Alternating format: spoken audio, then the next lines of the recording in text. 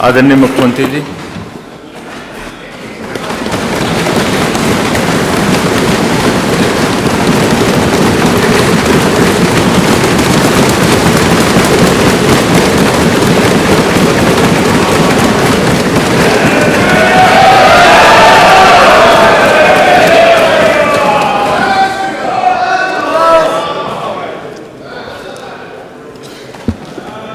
अधिष्ठाता महोदय, मैं आपका आभारी हूं। माननीय अध्यक्ष जी का विशेष रूप से मैं आभारी हूं कि मानसून सत्र को सकुशल संचालित करने और कई विधायी कार्यों को सकुशल संपन्न करने के साथ ही वर्ष 24-25 का पहला अनुपूरक बजट भी इस मानसून सत्र में आया है। मैं हृदय से धन्यवाद दूंगा नेता प्रतिपक्ष का।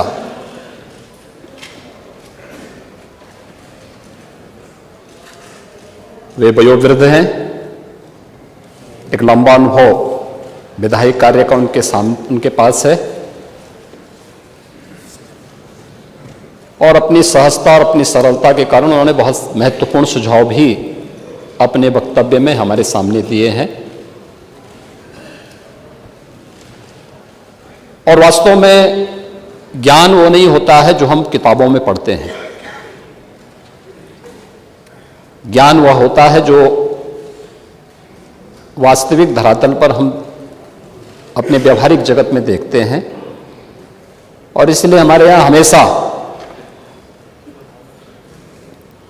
बुजुर्गों, वयोवृद्धों को सम्मान दिया गया है। और हमारे यहाँ तो ये मान्यता है कि जो वो सभा नहीं होती है जहाँ कोई वयोवृद्ध ना हो, बुजुर्ग ना हो। और मैं इसलिए आपका अभिनंदन भी करूंगा इन सुझावों के लिए, और इसलिए मैं भी एक वयोवृद्ध को अपने साथ बिठा के रखता हूँ करना चाहिए।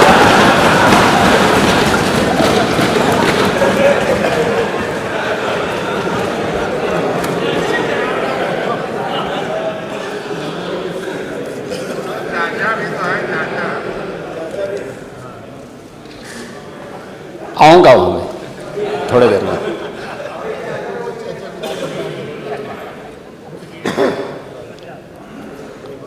महोदय, सप्लीमेंट्री डिमांड के बारे में चर्चा हो रही थी कि क्या आवश्यकता थी।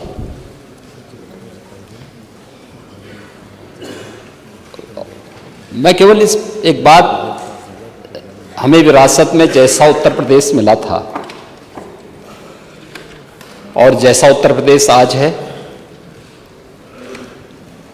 हमने श्रद्धेय अटल जी की इन पंक्तियों से सदैव प्रेरणा प्राप्त की है कि आदमी को चाहिए कि वो जूझे, परिस्थितियों से लड़े, एक स्वप्न टूटे तो दूसरा गढ़े। और उत्तर प्रदेश के लिए जो स्वप्न बनाए गए थे उसको साकार करने के लिए सरकार के द्वारा जो प्रयास समय समय पर प्रारंभ हुए हैं, उन्हीं को साकार रूप प्रदान करने के लिए सरकार ने अपने बजट के दायरे को बढ़ाया। फरवरी में ही हमने अपना मूल बजट पारित करके अपना वित्तीय वर्ष अप्रैल में ही बजट की कार्रवाई को हमने आगे बढ़ा दिया था। 24-25 का जो मूल बजट था, जैसा कि आपने अपने उद्बोधन में भी कहा, और हमारे यहाँ माननीय नेतागण जितने भी हमारे कांग्रेस की नेता श्रीमती आराधना मिश्रा मोना जी ने, जनसत्ता पार्टी के श्री रघुराज प्रताप सिंह उर्फ राजा भैया ने, हमारे सहयोगी दल राष्ट्रीय लोक दल, अपना दल, निषाद राज पार्टी और सुहेलदेव राजभर पार्टी के हमारे जो सहयोगी हैं, उन लोगों ने भी अपने वक्तव्य में जो बातें कही कि हमारा जो मूल बजट था वह 7,36,437 1,71,00,000 रुपए का था। मांग के अनुरूप और प्रदेश के अंदर इस दौरान जो कार्य हुए, यद्यपि इस पूरे समय में ज़्यादातर समय हमें आम चुनाव का सामने करने में ज़्यादा समय खर्च हुआ, लेकिन फिर भी इस दौरान जो कार्य हो रहे थे, अन्य जो एक्टिविटीज चल रही थी, उनके कारण हम लोगों ने लगभग अब तक विभिन्न विभागों ने एवरेज 40% से अधिक रिलीजेज हुए हैं, 44% रिलीज हुए हैं, और इसमें से 20% से अधिक धन खर्च भी हो चुका है। अगर हम देखेंगे तो यह बजट 15-16 की तुलना में दोगुने से अधिक है।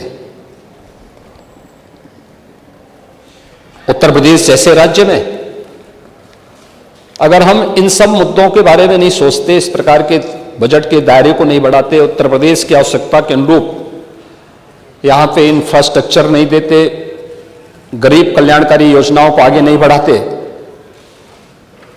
बिना भेदभाव के अन्नदाता किसानों के बारे में, महिलाओं के बारे में, नौजवानों के बारे में और समाज के विभिन्न तबके के वंचितों के बारे में, दबे कुचले उन तबकों के बारे में, अति पिछड़ी और पिछड़ी जातियों के बारे में सरकार की कार्य योजना आगे नहीं बढ़ती, तो उत्तर प्रदेश के बजट के आयाम को बढ़ाने में हम सफल नहीं हो पाते।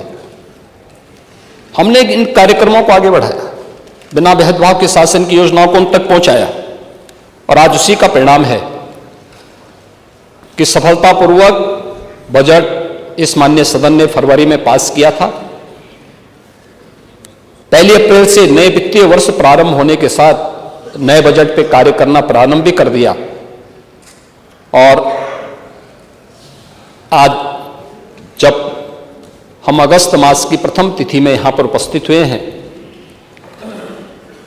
इन पिछले 4 महीनों के अंदर पहले 2 महीने चुनाव में व्यतीत हो गए, अन्य एक्टिविटीज में व्यतीत हुई, अगले 2 महीने मात्र कार्य करने के लिए मिले, और उस दौरान जो कार्य प्रारंभ हुए उसका परिणाम है कि 44% से अधिक बजट रिलीज हुआ है, 20% से अधिक अब तक खर्च हो चुका है, और हमारा प्रयास है कि जितना भी पैसा है, जो आपने अपने उद्बोधन में भी कहा कि कैपिटल एक्सपेंडिचर इस बात का द्योतक है कि यह पैसा किसी स्थायी निर्माण में लग रहा है, ये रोजगार का सृजन भी करेगा और विकास की गति को भी तीव्र करेगा। उसी विकास की गति को तीव्र करने के लिए उत्तर प्रदेश को देश की सबसे बड़ी अर्थव्यवस्था के रूप में स्थापित करने के सरकार के अभियान का वो हिस्सा है, और पिछले 7 वर्ष में जो प्रयास प्रारंभ हुए उसी का परिणाम है कि हम बजट के दायरे को दोगुना करने में सफल हुए। प्रदेश के अंदर प्रदेश की जो जीडीपी थी, अगर हम इसे 2015-16 की तुलना में देखें तो ये दोगुने से अधिक बढ़ी है। अगर हम प्रति व्यक्ति आय को देखें, पर कैपिटा इनकम को देखें, ये दोगुने से अधिक बढ़ी है। ये दिखाता है हमारी दिशा सही है, उत्तर प्रदेश एक सही दिशा में आगे बढ़ा है, और उसी सही दिशा को एक नई गति देने के लिए जो नए मद बनाए गए हैं, उस मद में हम लोगों ने इस नए सप्लीमेंट्री बजट की आवश्यकता पड़ी, जिसमें 12,209 करोड़ 93 लाख रुपए का इस सप्लीमेंट्री बजट हम लोगों को मानसून सत्र में लाना पड़ा है। और इसके साथ ही उत्तर प्रदेश का ये बजट वर्ष 24-25 का लगभग 7.5 लाख करोड़ के आसपास पहुंचता है, जो उत्तर प्रदेश की आबादी की दृष्टि से देश के अंदर अन्य राज्यों से हम तुलना करते हैं तो ये माना जा सकता है कि उत्तर प्रदेश देश के अंदर देश की अग्रणी अर्थव्यवस्था बनने का मादा रखता है। मुझे याद है जब 17 में हम लोग आए थे, तब उत्तर प्रदेश देश की 6ठी-7वीं अर्थव्यवस्था थी।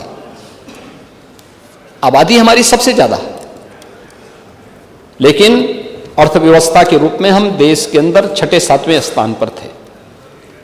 उत्तर प्रदेश के बारे में कैसा परसेप्शन था, ये किसी से छुपा हुआ नहीं है। आप में से सभी माननीय जनप्रतिनिधिगण उत्तर प्रदेश से बाहर जाते थे और बाहर जाकर के इन बातों को अनुभव करते थे कि कैसी स्थिति है। पहचान का संकट होता था उत्तर प्रदेश के नौजवानों के सामने, उत्तर प्रदेश के नागरिकों के सामने।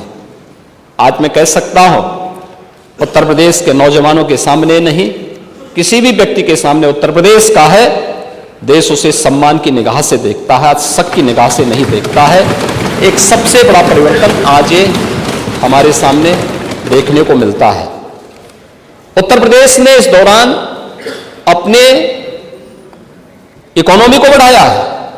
आज हम देश की 7वीं नहीं बल्कि दूसरी बड़ी अर्थव्यवस्था है, और अगले 3 और 5 वर्ष का जो रोड मैप हम लोगों ने तैयार किया है, उस रोड मैप के साथ भी आज मैं सदन में इस सप्लीमेंट्री डिमांड के साथ बोलना चाहूंगा कि उत्तर प्रदेश ने जो एक कार्य इस दौरान किया है, इसके परिणाम आज हमारे सामने आए हैं। और ये जो बजट है, ये बजट केवल एक बजट नहीं है, यह जो आकार बजट का बढ़ा है, दुगना, लगभग बजट दुगना हुआ है।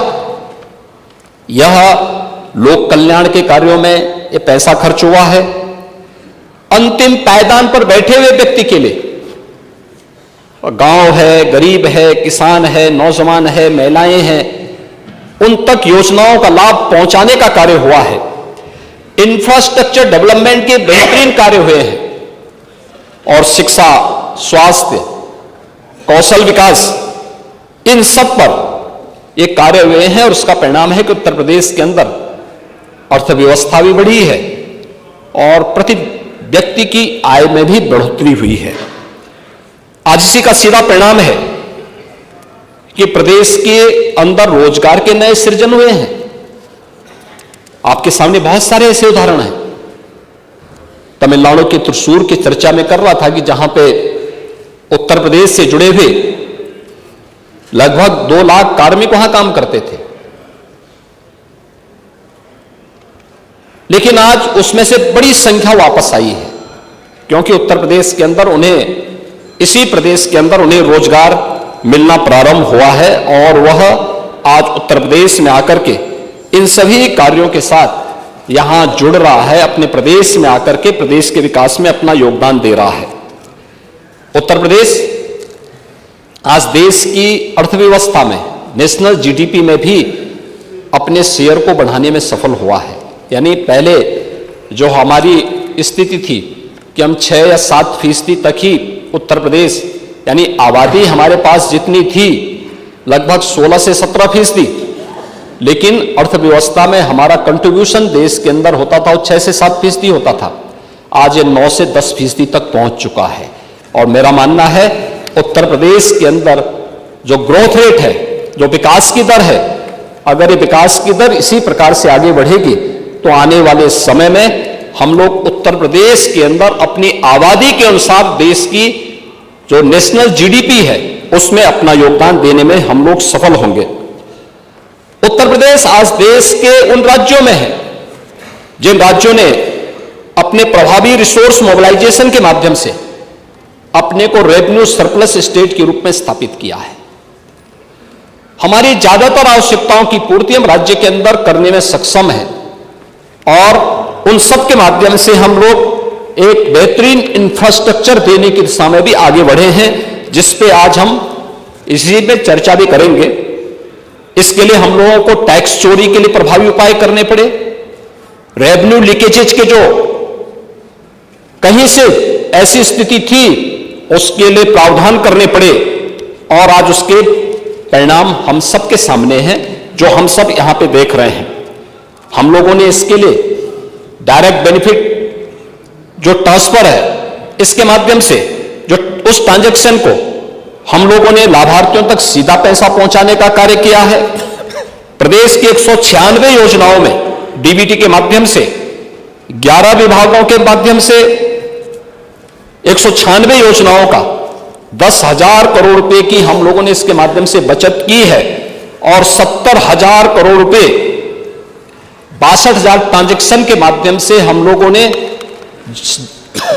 अंतिम पायदान पर बैठे हुए व्यक्ति तक पहुंचाने का काम किया है। ये डीबीटी कैसे एक गरीब को भ्रष्टाचार से मुक्त व्यवस्था देने में सहायक होती है, यह डीबीटी उसका एक उदाहरण है।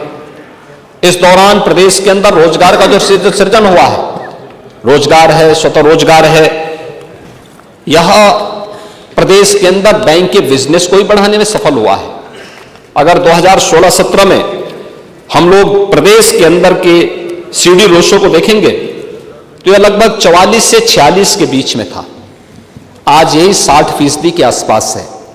ये चीजें दिखाती हैं कि रोजगार में यहां वृद्धि हुई है, लोगों को रोजगार मिला है, स्वतः रोजगार के अवसर यहां लोगों को प्राप्त हुए हैं और लोगों को इसमें बेहतरीन रूप से आगे इसके माध्यम से यहां पे अवसर प्राप्त हुए हैं। लेकिन साथ साथ हम लोगों ने वित्तीय अनुशासन का पालन भी किया है। भारतीय रिजर्व बैंक ने एक व्यवस्था बनाई है कि आप अपनी वित्तीय अनुशासन को बनाए रखते हुए आप अपना बजट बनाएंगे, कर्ज लेंगे। अगर एक सीमा के ऊपर ये जाता है तो आपको कोई भी नेशनल बैंक या रिजर्व बैंक आपको कर्ज के लिए अलाउ नहीं करेगा। उत्तर प्रदेश ने इस दिशा में बेहतरीन प्रयास किया है। 25 करोड़ की आबादी उत्तर प्रदेश में रह रही है, लेकिन 25 करोड़ की आबादी के बाद भी अगर आप देश के अंदर अन्य राज्यों की तुलना में देखेंगे तो FRBM की जो सीमा है ये 3.5 है। उत्तर प्रदेश 2.86 पर अपनी वित्तीय अनुशासन को बनाए रखने में सफल हुई है। यह एक बेहतरीन स्थिति किसी भी राज्य के लिए हो सकती है और वह हम लोगों ने प्रदेश के अंदर यहां पर इन कार्यों को किया है। प्रदेश के अंदर जो मैंने पहले भी कहा कि मूल बजट में एक बड़ी राशि कैपिटल एक्सपेंडिचर के रूप में हम खर्च कर रहे हैं, जो प्रदेश के अंदर डेवलपमेंट की गति को आगे बढ़ाने में सहायक रहा है और इन चीजों को एक नई गति देने में भी हम लोगों ने उसके माध्यम से सफलता प्राप्त की है। महोदय, हम इस बात को अक्सर इस बारे में कहते हैं कि प्रधानमंत्री मोदी जी के नेतृत्व में इस देश ने एक नए भारत का दर्शन कराया है। एक नया भारत जो भारत की 140 करोड़ जनता की आकांक्षा का प्रतीक बना है। दुनिया के हर क्राइसिस मैनेजमेंट में लोग भारत की तरफ आशा भरी निगाहों से देखते हैं और लोगों के मन में विश्वास है कि कहीं दुनिया के अंदर संकट आएगा, भारत इसमें सहयोगी की भूमिका में खड़ा होगा, हर संकटग्रस्त व्यक्ति के साथ खड़ा होगा। और भारत के अंदर 140 करोड़ जनता जनार्दन का जो विश्वास मोदी जी के नेतृत्व में पिछले 10 वर्षों के अंदर देखने को मिला है वो अभूतपूर्व है, अभिनंदनीय है। इसके लिए उन्होंने पिछले 10 वर्षों में जो कार्य किए वे अत्यंत अभूतपूर्व है और इसमें भारत की जो ग्रोथ रेट है उससे भी और भारत की जो जीडीपी है उसमें भी हम जो बढ़ोतरी हुई है उसके माध्यम से इसको देख सकते हैं। पर कैपिटा इनकम देश के अंदर नेशनल एवरेज में अगर आप देखेंगे काफी वृद्धि हुई है। अगर हम लोग देश की अर्थव्यवस्था को ही देखेंगे तो जो 2014 में भारत की अर्थव्यवस्था 10वीं अर्थव्यवस्था थी, आज वही भारत की अर्थव्यवस्था दुनिया की 5वीं बड़ी अर्थव्यवस्था है और अगले 3 वर्ष के अंदर भारत दुनिया की 3री बड़ी अर्थव्यवस्था बनेगा।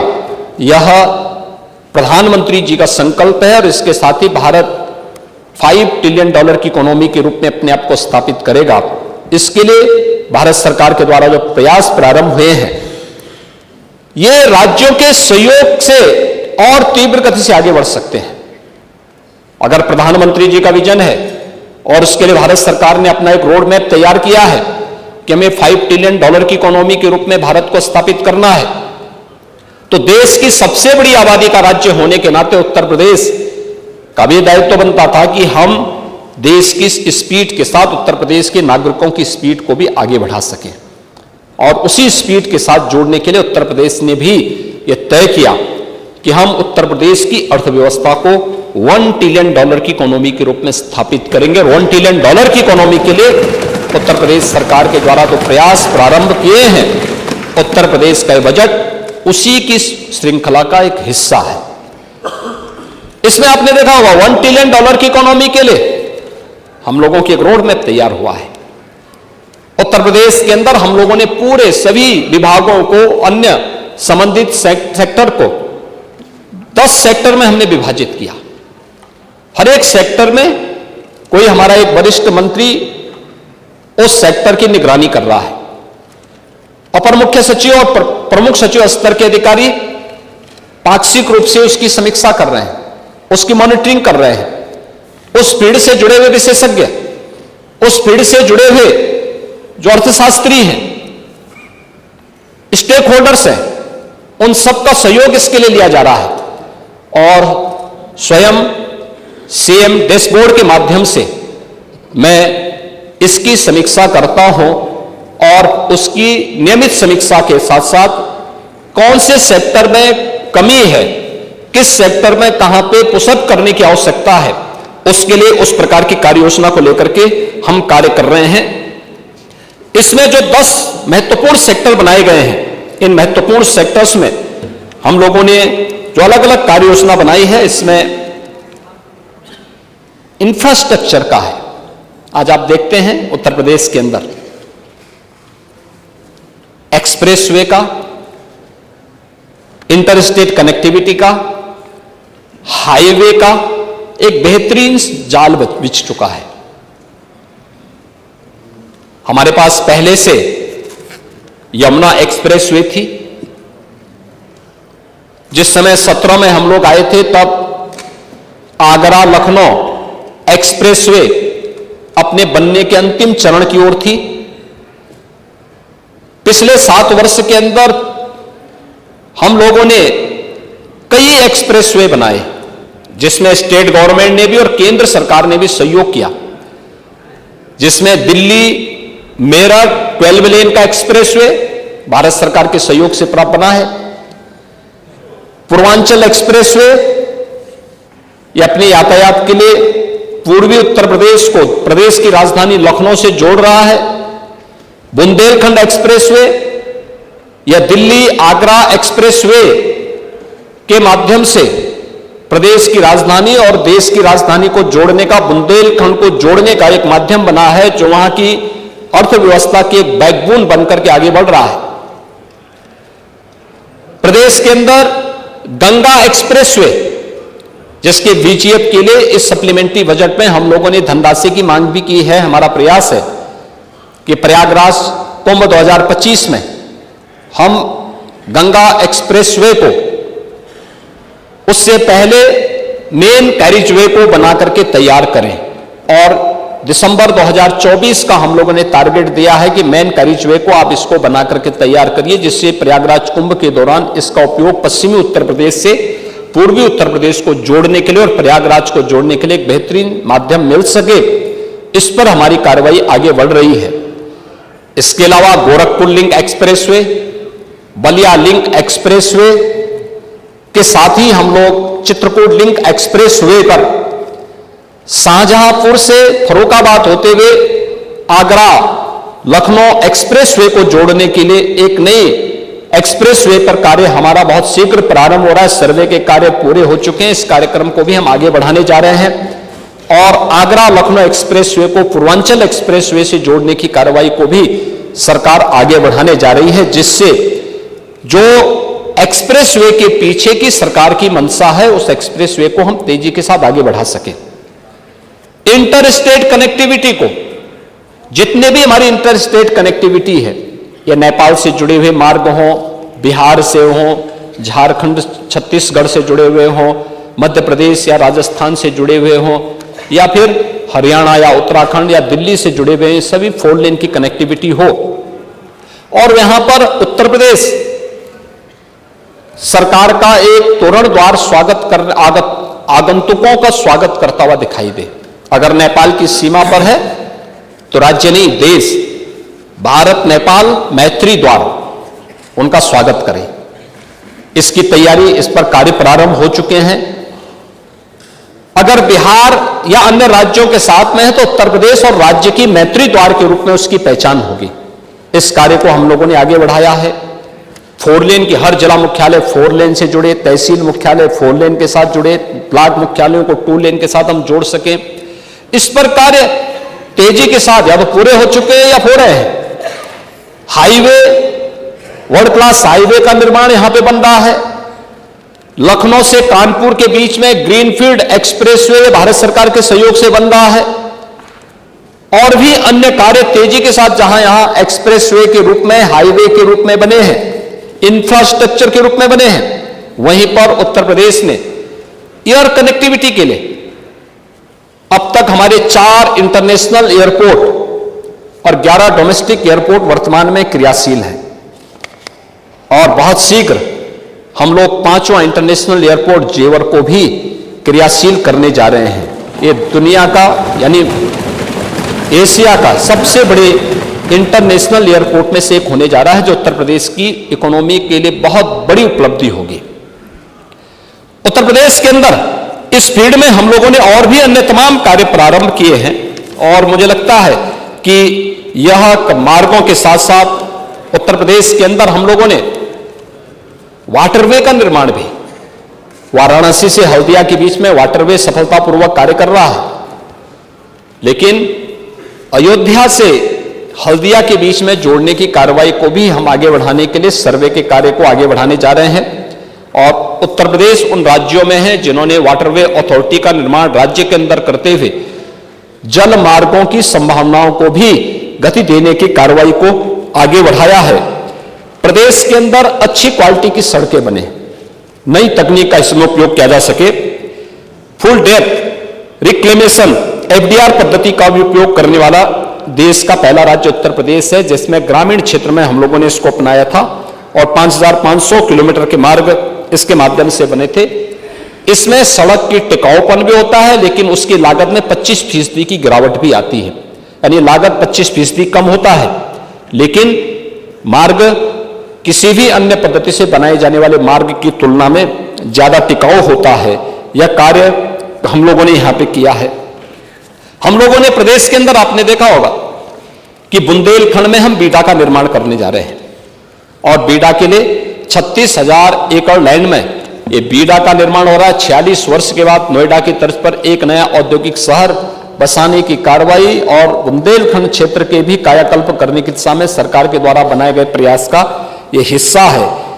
RRTS जो रैपिड रेल दिल्ली से मेरठ के बीच में प्रारंभ हुई है, आप देख सकते हैं पहले दिल्ली और मेरठ के बीच की दूरी कम होने के बाद भी कितना समय लगता था, 3.5 से 4 घंटे का समय लगता था। आज 12 लेन का एक्सप्रेसवे भी हो गया और रैपिड रेल भी प्रारंभ हो चुकी है।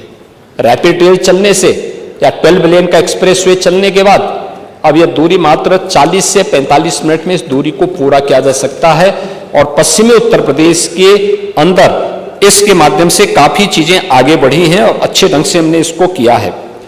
ये सभी कार्यों को आगे बढ़ाने का कार्य हम लोगों ने इंफ्रास्ट्रक्चर के लिए प्रदेश के अंदर और भी स्तर पर इन कार्यों को आगे बढ़ाने का कार्य किया गया है, जिसके बारे में एक संक्षेप में मैंने कहा कि जिसकी मॉनिटरिंग लगातार मुख्यमंत्री कार्यालय के द्वारा और CM डैशबोर्ड के माध्यम से भी इसकी मॉनिटरिंग की जा रही है। मैन्युफैक्चरिंग के लिए हम लोगों ने जो कार्य प्रारंभ किया है, इसमें भी FDI की जो नई पॉलिसी हमारी है, इसमें इसके साथ ही हम लोगों ने 27 सेक्टोरियल पॉलिसीज भी प्रदेश के अंदर बनाई है।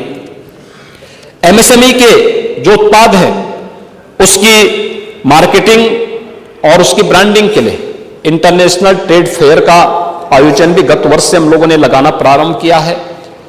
प्रदेश के परंपरागत उत्पादों के लिए ODOP की योजना को भी हम लेकर के आए हैं। प्रदेश के अंदर परंपरागत जो हमारे अन्य जो प्रदेश के अंदर हस्तशिल्पी हैं, कारीगर हैं, इन सभी के लिए हम लोगों ने प्रदेश के अंदर जो कार्य प्रारंभ किया है, उनके लिए PM विश्वकर्मा योजना और प्रदेश के अंदर विश्वकर्मा श्रम सम्मान योजना के माध्यम से उनकी ट्रेनिंग, उनको प्रधानमंत्री मुद्रा योजना, मुख्यमंत्री स्वरोजगार योजना जैसी योजनाओं के साथ जोड़ने के साथ ही आर्थिक स्वावलंबन की ओर अग्रसर करने के समय एक प्रयास प्रारंभ हुआ है। निजी क्षेत्र में भी औद्योगिक पार्क का निर्माण हो, इसके लिए 11 फ्लैश पार्क के निर्माण की कार्रवाई को अब तक हम लोग स्वीकृति दे चुके हैं, जिससे छोटे छोटे पार्क बन सकें और उसके माध्यम से औद्योगिक निवेश की संभावना वहां पर निजी क्षेत्र के माध्यम से बन सके। यह एक नई संभावना को हम लोग प्रदेश के अंदर आगे बढ़ाए हैं। रेडीमेड गारमेंट्स के लिए एक नई योजना लेने के साथ ही लखनऊ हरदोई के बीच में पीएम श्री टेक्सटाइल पार्क के निर्माण की कार्रवाई हो रही है, जो लगभग 1000 एकड़ क्षेत्रफल में बनाया जा रहा है, जिसमें अत्याधुनिक टेक्सटाइल की वहां पर तकनीक के साथ ही उद्योग लगाने की कार्रवाई को भी आगे बढ़ाने का कार्य हो रहा है। प्रदेश के अंदर ओडीओपी की योजना को प्रोत्साहित करने का परिणाम क्या है? सच्चाई तो क्या है? अगर सच्चाई पे मैं बोलूंगा तो हो सकता है कि हमारे समाजवादी पार्टी के सहयोगियों को अच्छा न लगे, लेकिन सच्चाई ये थी कि ये परंपरागत जो हस्तशिल्पी थे, कारीगर थे, जो उद्यमी थे, 2017 के पहले ये दम तोड़ रहा था। चाहे वह मुरादाबाद का पीतल का उद्योग रहा हो, भदोई का कारपेट का उद्योग रहा हो, फिरोजाबाद का ग्लास का उद्योग रहा हो, या फिर सहारनपुर का वुडन वर्क का उद्योग रहा हो, आपके मेरठ का स्पोर्ट्स आइटम से जुड़े हुए उद्योग रहे हो, या फिर आगरा और कानपुर का लेदर उद्योग रहा हो, ये सभी दम तोड़ रहे थे। और तो और हमारे नेता प्रतिपक्ष के जनपद में स्वयं वहां काला नमक चावल आज से नहीं, यानी इसके बारे में कहा जाता है कि भगवान बुद्ध के समय 2500 वर्ष पहले इस चावल को, उस समय इस चावल की उत्पत्ति होती है और दुनिया का सबसे अधिक प्रोटीन से युक्त सबसे सॉफ्ट चावल है। दूर से ही उसकी खुशबू दिखाई देती है, लेकिन उसकी कोई ब्रांडिंग नहीं थी, सरकार से कोई प्रोत्साहन नहीं था। आज हमने उसको प्रोत्साहित किया है। आज सिद्धार्थनगर जनपद के लिए 1 डिस्ट्रिक्ट 1 प्रोडक्ट में काला नमक चावल को ही हम लोगों ने रखा है। आज इसी का परिणाम है कि पहले उत्तर प्रदेश का जो एक्सपोर्ट मात्र 86,000 करोड़ था, आज वो बढ़कर के 2 लाख करोड़ रुपए से ऊपर का हुआ है। ये चीजें दिखाती है कि एक सही दिशा में सरकार के कदम आगे बढ़े हैं। प्रदेश ने यहां पर फरवरी 2023 में ग्लोबल इन्वेस्टर समिट किया था। ग्लोबल इन्वेस्टर समिट में हमारे पास निवेश के भारी प्रस्ताव आए थे। आज सुबह के सत्र में पहला प्रश्न भी इससे संबंधित था और उस समय हमारे औद्योगिक विकास के मंत्री ने भी आपको यहां बताया होगा, सदन में बताया होगा कि ग्लोबल इन्वेस्टर समिट के बाद भी जो प्रस्ताव हमारे पास आए, इन सबको मिलाकर के अगर हम देखेंगे तो लगभग 40 लाख करोड़ रुपए के प्रस्ताव अब तक हमें प्रदेश के अंदर निवेश के प्राप्त हुए हैं। ये निवेश के प्रस्ताव अगर आगे बढ़ते हैं तो इससे लगभग 1.25 लाख, इससे 1.25 करोड़ यानी 1,25,00,000 से अधिक नौजवानों को सीधे सीधे नौकरी प्राप्त होती है। और पहला ग्राउंड ब्रेकिंग फरवरी 2024 में हम लोगों ने प्रधानमंत्री मोदी जी के कर कमलों से यहां संपन्न किया, जिसमें 10 लाख करोड़ रुपए की परियोजनाओं को एक साथ शिलान्यास हुआ। उसके पहले कुछ परियोजनाएं प्रारंभ हो चुकी थी और कुछ को उसके बाद भी प्रारंभ किया। तो अगर आप देखेंगे तो पिछले 7 वर्ष के अंदर लगभग 16 से लेकर 20 लाख करोड़ रुपए की निवेश के प्रस्तावों को जमीनी धरातल पर उतारने में हमें सफलता प्राप्त हुई है और लगभग 60 लाख से अधिक नौजवानों को इनके साथ रोजगार के साथ और नौकरी के साथ जोड़ने में हमें इसके माध्यम से मदद मिली है। यह निवेश के प्रस्तावों का परिणाम है। फरवरी 2024 में ही जो ग्राउंड ब्रेकिंग सेरेमनी 4 हुई थी, इस 4th की रिपोर्ट के अनुसार ही अब तक 1 लाख करोड़ रुपए से अधिक की परियोजनाओं ने प्रोडक्शन प्रारंभ किया है। और यह प्रोडक्शन इस बात को द्योतक है कि यहां पे ईज ऑफ डूइंग बिजनेस में एक बेहतरीन पहल हुई है और उसका लाभ हमारा उद्यमी ले रहा है और उसके माध्यम से प्रदेश के बेरोजगार नौजवानों को रोजगार की संभावनाओं को भी आगे बढ़ाने में हमें मदद मिल रही है। हम लोगों ने इसके साथ ही प्रदेश के अंदर तमाम ऐसे अन्य कार्यक्रम प्रारंभ किए हैं, चाहे वह अन्य विभिन्न प्रकार के कार्यक्रमों को आगे किया, डाटा सेंटर हब के रूप में उत्तर प्रदेश को विकसित करने का हो, लखनऊ को आर्टिफिशियल इंटेलिजेंस की सिटी के रूप में उसको आगे बढ़ाने के कार्यक्रम का हो, उत्तर प्रदेश स्टार्टअप पॉलिसी के अंतर्गत उत्तर प्रदेश इनोवेशन फंड के गठन की कार्रवाई का हो, ये सभी आगे बढ़ाने की कार्रवाई हो रही है। और आपने कहा गांवों के लिए क्या, तो प्रदेश सरकार ने इसीलिए अपने शासकीय कार्यालयों के साथ साथ ग्राम पंचायतों में भी हम वाईफाई की सुविधा उपलब्ध करा सकें, ई ऑफिस की प्रणाली को हम विकसित कर सकें, नई इंडस्ट्रियल पॉलिसी के अंतर्गत जिन लोगों ने यहां पे निवेश किया है उनका इंसेंटिव उन्हें प्राप्त हो सके, इसके लिए भी हम लोगों ने इस अनुपूरक बजट में उसका प्रावधान किया है। प्रदेश के अंदर शिक्षा के लिए, खेल और अन्य तमाम प्रकार के कार्यों के लिए भी धनराशि की व्यवस्था की गई है, जिसमें आपने देखा होगा कि प्रदेश के अंदर हम लोगों ने एक रोजगार मिशन समिति के माध्यम से एक विशेष प्रस्ताव भी हम लोगों ने यहां पे रखा है, जिसमें इसके संचालन के लिए भी धनराशि की व्यवस्था की है। कौशल विकास के लिए भी हम लोगों ने प्रदेश के युवाओं की ट्रेनिंग देने के लिए 200 करोड़ रुपए का प्रावधान का व्यवस्था किया है। रोजगार ट्रेनिंग के साथ साथ प्रोजेक्ट प्रवीण के लिए भी 100 करोड़ रुपए की व्यवस्था की गई है और 150 आईटीआई को हम लोगों ने टाटा कंसल्टेंसी के साथ, टेक्नोलॉजी कंसल्टेंसी के साथ हम लोगों ने यहां पे उसे वर्ल्ड क्लास स्किल डेवलपमेंट के सेंटर के रूप में डेवलप करने की बड़ी कार्रवाई को आगे बढ़ाया है। और जिसमें हम 23 प्रकार के ऐसे कोर्सेज प्रारंभ करने जा रहे हैं जो न्यू एज कोर्सेज हैं, जो आज की आवश्यकता के अनुरूप, आज की इंडस्ट्री और ग्लोबल मार्केट की जो डिमांड है उसके अनुसार हम उन कार्यक्रमों को आगे बढ़ा सकें। शिक्षा के लिए भी यहां पे कार्य किया गया है। 284 राजकीय इंटर कॉलेजेस में जहां लैब्स नहीं थी उसके लिए 28 करोड़ 40 लाख रुपए की व्यवस्था, 1040 राजकीय माध्यमिक विद्यालयों में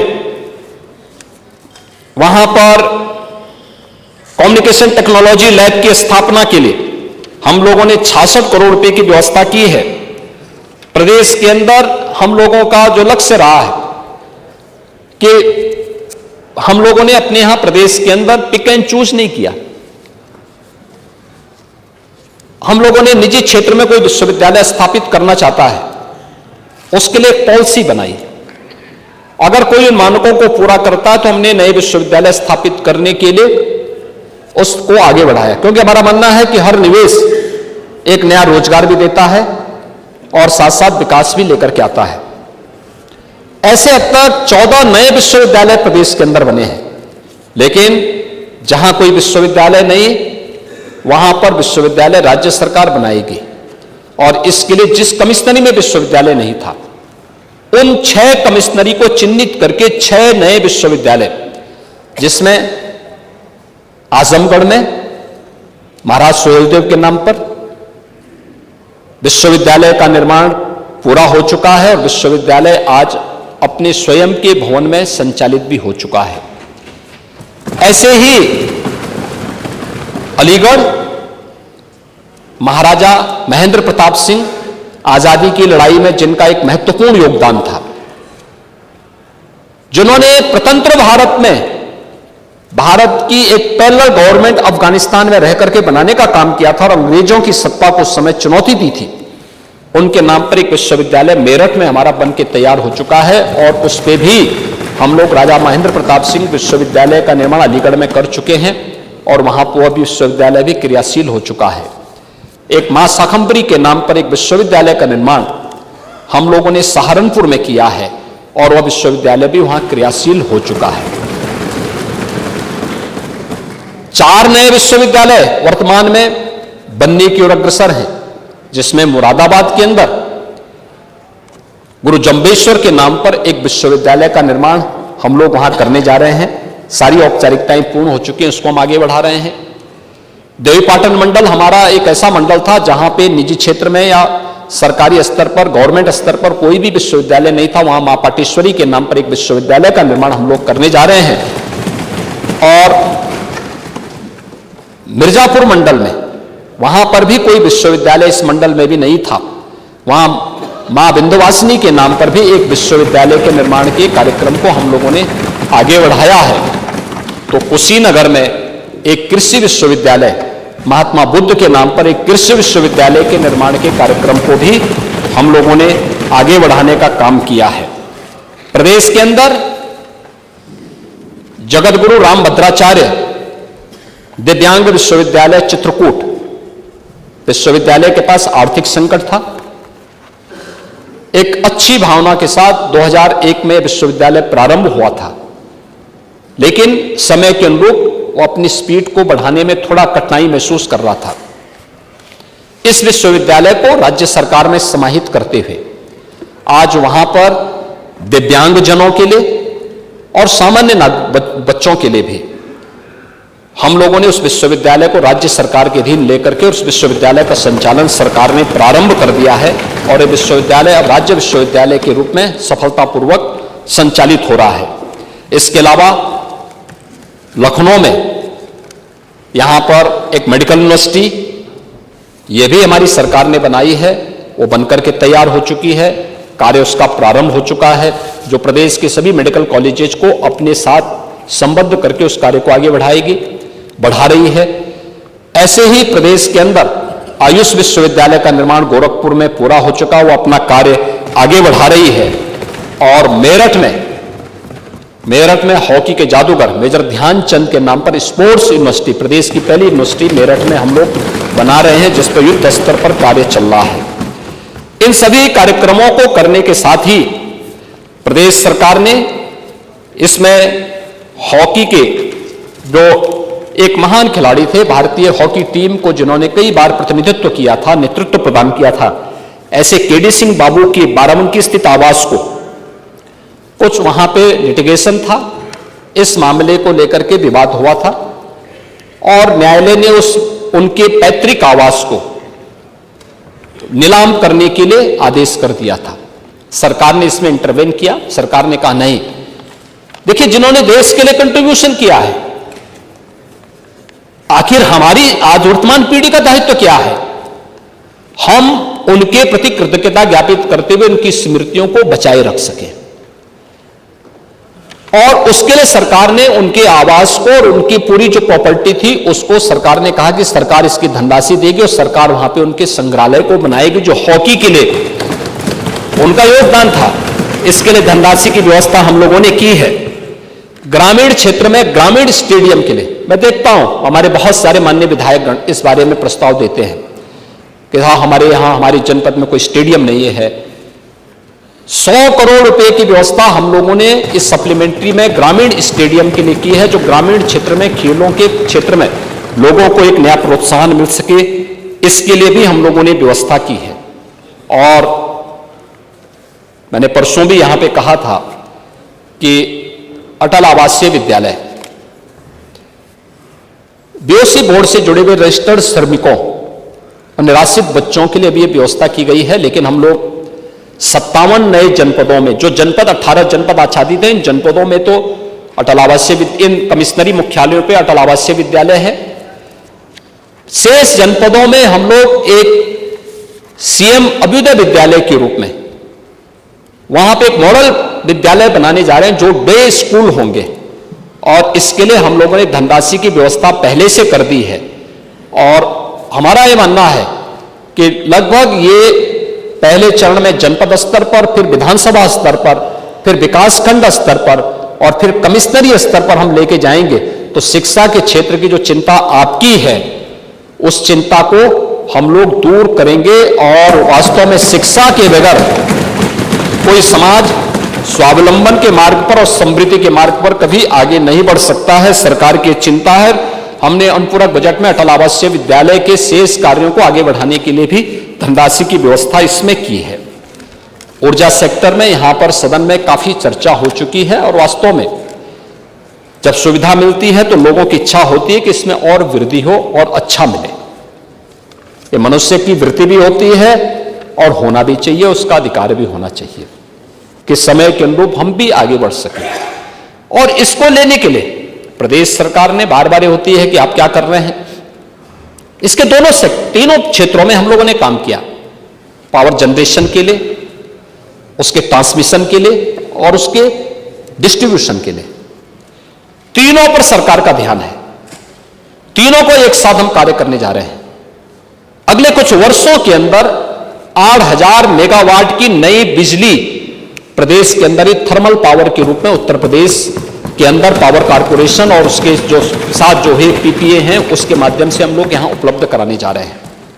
लेकिन हम समय की मांग से, हमें समय से 10 कदम आगे बढ़ने की एक वृत्ति हमारे पास होनी चाहिए। जितना बड़ा निवेश हमारे पास है, जितनी बड़ी आबादी है, क्योंकि जब हम लोग आए थे 2017 में 1,21,000 मजरे ऐसे थे या गांव ऐसे थे जिनमें बिजली कभी पहुंची ही नहीं थी। हम लोगों ने बिजली वहां पहुंचाई। 1,76,00,000 परिवार ऐसे थे जिन्होंने कभी बिजली देखी नहीं थी, उनको निःशुल्क बिजली के कनेक्शन भी दिए। 14 लाख से अधिक किसान ऐसे थे जिनके ट्यूबवेल के कनेक्शन तो थे, बिजली भी आती थी, लेकिन बिजली के बिल वे नहीं पे कर पा रहे थे। हमने अप्रैल 2023 से सरकारी ट्यूबवेल के साथ साथ निजी ट्यूबवेल के जो कनेक्शन उस समय दिए गए थे, इनके लिए धनराशि का प्रावधान करते उसके बिल को माफ कर दिया है और सबको व्यवस्था करती है कि वहां से कोई बिजली नहीं लेगा। हाँ, पिछला जो बकाया है उसके लिए ओटीएस की स्कीम विभाग लेके आएगा और मैं चाहूंगा कि लोग उसको अगर दे देंगे तो हमें अच्छा होगा कि इन ट्यूबवेल को हम सोलर पैनल के साथ जोड़ देंगे तो परमानेंट उनको बिजली की एक व्यवस्था, उनके लिए एक मैकेनिज्म बन जाएगा। और अगर वहां बन जाएगा तो शेष अन्य जगह ट्यूबवेल के कनेक्शन देने के लिए हम लोग आगे कार्यक्रम बढ़ा पाएंगे। बहुत सारी चीजें यहां पर आई है, जैसे सरयू नहर राष्ट्रीय परियोजना। मानी जी, आप जानते हैं ये योजना 1972-73 में बनी थी। 72-73 में बनने के बाद ये योजना कभी पूरी नहीं हो पाई। जिस समय योजना की पीपीआर बनी थी, योजना आयोग ने उस समय जब बनाई थी, उस समय इसकी लागत थी 100 करोड़ और यह 2017 तक आधी अधूरी थी। एक भी बूंद पानी कहीं नहीं जाता था। इस योजना पर हम लोगों ने मिशन मोड पर काम किया, लैंड एक्वायर किया और लैंड एक्वायर हमने चकबंदी की प्रक्रिया को इंतजार किए बगैर लैंड एक्वायर किया, उसकी धनराशि दी, प्रधानमंत्री जी से बातचीत की, प्रधानमंत्री जी ने प्रधानमंत्री कृषि सिंचाई योजना के माध्यम से इसमें धनराशि उपलब्ध करवाई और मुझे बताते हुए प्रसन्नता है कि सरयू नहर राष्ट्रीय परियोजना को 2021 में प्रधानमंत्री जी ने लोकार्पण कर दिया है। 14 लाख हेक्टेयर भूमि को इसके माध्यम से सिंचाई की सुविधा आज नेपाल से सटे हुए जनपदों को, आपके बहराइच से लेकर के बहराइच, बलरामपुर, श्रावस्ती, गोंडा से लेकर के सिद्धार्थनगर, बस्ती, महाराजगंज, संत कबीर नगर, गोरखपुर, इन सभी जनपदों को सिंचाई की सुविधा इसके माध्यम से प्राप्त हुई है। शेष नहर के बाद जो उसके गोल और उप नहर बनने हैं उस पर कार्य चल रहे हैं और वो भी मेरा अनुमान है कि विभाग इसको भी पूरा कर देगा और हम इसके माध्यम से बेहतरीन सिंचाई की सुविधा उस क्षेत्र के लोगों को उपलब्ध करवा देंगे। यह कार्य वहां पे हुआ है, अर्जुन सहायक परियोजना हो या बाण सागर की परियोजना हो, ये सभी को अगर देखेंगे तो पिछले 7 वर्ष के अंदर हम लोगों ने प्रदेश के अंदर लगभग 22 लाख हेक्टेयर लैंड को अतिरिक्त सिंचाई की सुविधा दी है, उत्तर प्रदेश के अंदर दी है।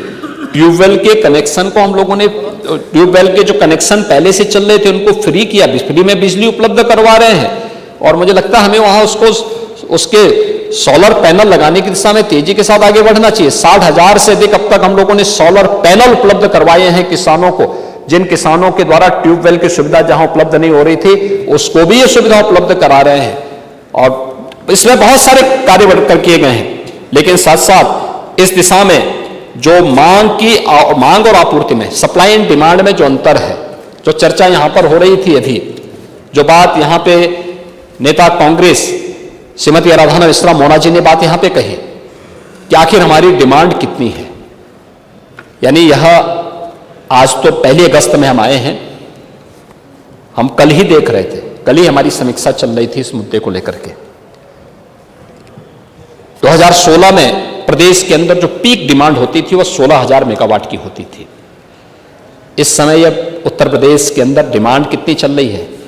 31,000 से लेकर 32,000 मेगावाट की, और तब भी हम लोग इसकी सप्लाई कर रहे हैं, तब भी पावर कारपोरेशन इसकी सप्लाई कर रहा है।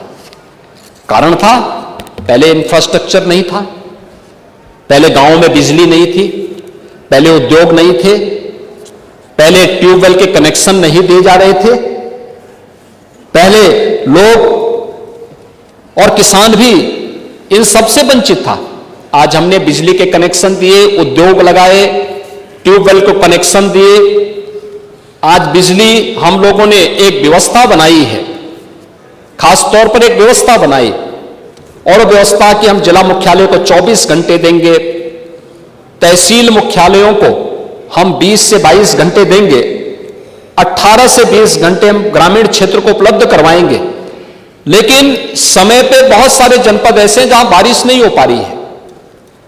आज भी मैं देख रहा था कि लगभग हमारे 31 के आसपास जनपद ऐसे हैं जहां पर बारिश एवरेज से काफी कम हुई है। पावर के लिए, हाइड्रो पावर आपके लिए है, आपके पास है, तो आपको उसके लिए पानी भी चाहिए। पानी आएगा तो पानी, साफ सुथरा पानी भी दिखना चाहिए, और उससे थोड़ी समस्या जरूर आई है। लेकिन मेरा यह मानना है कि हम इसको भी पावर कारपोरेशन को सरकार संबल दे रही है। आज हम लोग अकेले पावर कारपोरेशन में जो पैसा खर्च कर रहे हैं, मुझे लगता है एक बहुत बड़ी राशि, 46,000 करोड़ रुपए हम उनको सब्सिडी के रूप में देते हैं। 46,000 करोड़ रुपए, याद करिए, अगर हम इस पैसे को बचा पाए, ये पैसा अगर प्रदेश के इंफ्रास्ट्रक्चर में लगे, प्रदेश के विकास में लगे, इसके रिजल्ट कुछ और आएंगे। लेकिन आज की आवश्यकता है और उसके अनुरूप फिर भी सरकार इसको देने का कार्य कर रही है। इस पर हम आगे कर रहे हैं, और इसीलिए 2,000 करोड़ रुपए की व्यवस्था हमने इस बार भी बजट पावर की, हाँ, इस सप्लीमेंट्री डिमांड में भी हम लोगों ने 2,000 करोड़ रुपए पावर कारपोरेशन को उपलब्ध करवाए हैं, जिससे वह अनवरत बिजली की आपूर्ति प्रदेश के नागरिकों को दे सके। जहां तक प्रश्न है कि ट्रांसफार्मर बदलने के लिए हम लोगों ने विभाग से भी कहा है, विभाग के द्वारा हर एक डिस्कॉम को इसके लिए जवाबदेही बनाया जा रहा है कि टोल फ्री नंबर 1912 को एक्टिव रखें, प्रॉपर रिस्पॉन्स होना चाहिए, हर एक फीडर की जवाबदेही तय होनी चाहिए, और इस पर कार्य हो रहे हैं। क्योंकि यह एक संक्रमण काल है, इंफ्रास्ट्रक्चर में चेंज किया जा रहा है, काफी स्ट्रेंथनिंग की कार्रवाई हो रही है। स्वाभाविक रूप से वह एक संक्रमण काल होने के नाते इस दौरान थोड़े बहुत संकट आ सकता है, समस्याएं आ सकती हैं, लेकिन इसके स्थायी समाधान की तरफ सरकार आगे कदम बढ़ा रही है, और मेरा विश्वास है कि पावर कारपोरेशन इस दिशा में आगे बढ़ेगा। कृषि और उसका जो संपर्कीय क्षेत्र है, इसमें भी सरकार ने बेहतरीन कदम उठाए हैं। आज आप देख सकते हैं उत्तर प्रदेश सभी मामलों में एक अच्छी दिशा में आगे बढ़ा है, और मुझे लगता है कि उत्तर प्रदेश के अंदर मोदी जी के नेतृत्व में देश के अंदर किसानों के लिए जो योजनाएं घोषित की, पहली बार किसान सरकार के एजेंडे का हिस्सा बना। एमएसपी केवल घोषणा नहीं होगी, बल्कि वास्तविक धरातल पर उसे एमएसपी का लाभ मिलता हुआ दिखाई दे। पहली बार हुआ कि किसान की जमीन के सॉइल हेल्थ कार्ड की व्यवस्था है, और पहली बार हुआ है उत्तर प्रदेश जैसे राज्य का किसान तो सर्वाधिक इस योजना का लाभ ले रहा है, और वह है प्रधानमंत्री किसान सम्मान निधि। क्या इस सम्मान निधि को किसी का चेहरा देख करके दिया गया है क्या? नहीं, किसान किसान है। और प्रधानमंत्री जी ने कहा देश की 4 ही जातियां हैं, 4 ही जाति देश के अंदर है, एक गरीब है, एक किसान है, एक महिला है और एक युवा है। ये 4 जातियां हैं। इन 4 जातियों से ही, इन चारों पर अगर हम फोकस कर लें तो देश के अंदर कहीं भी भेदभाव की बू नहीं आएगी। और मुझे लगता है कि इसी को फोकस करते हुए केंद्र सरकार ने भी और राज्य सरकार ने अपने बजट को प्रस्तुत किया है।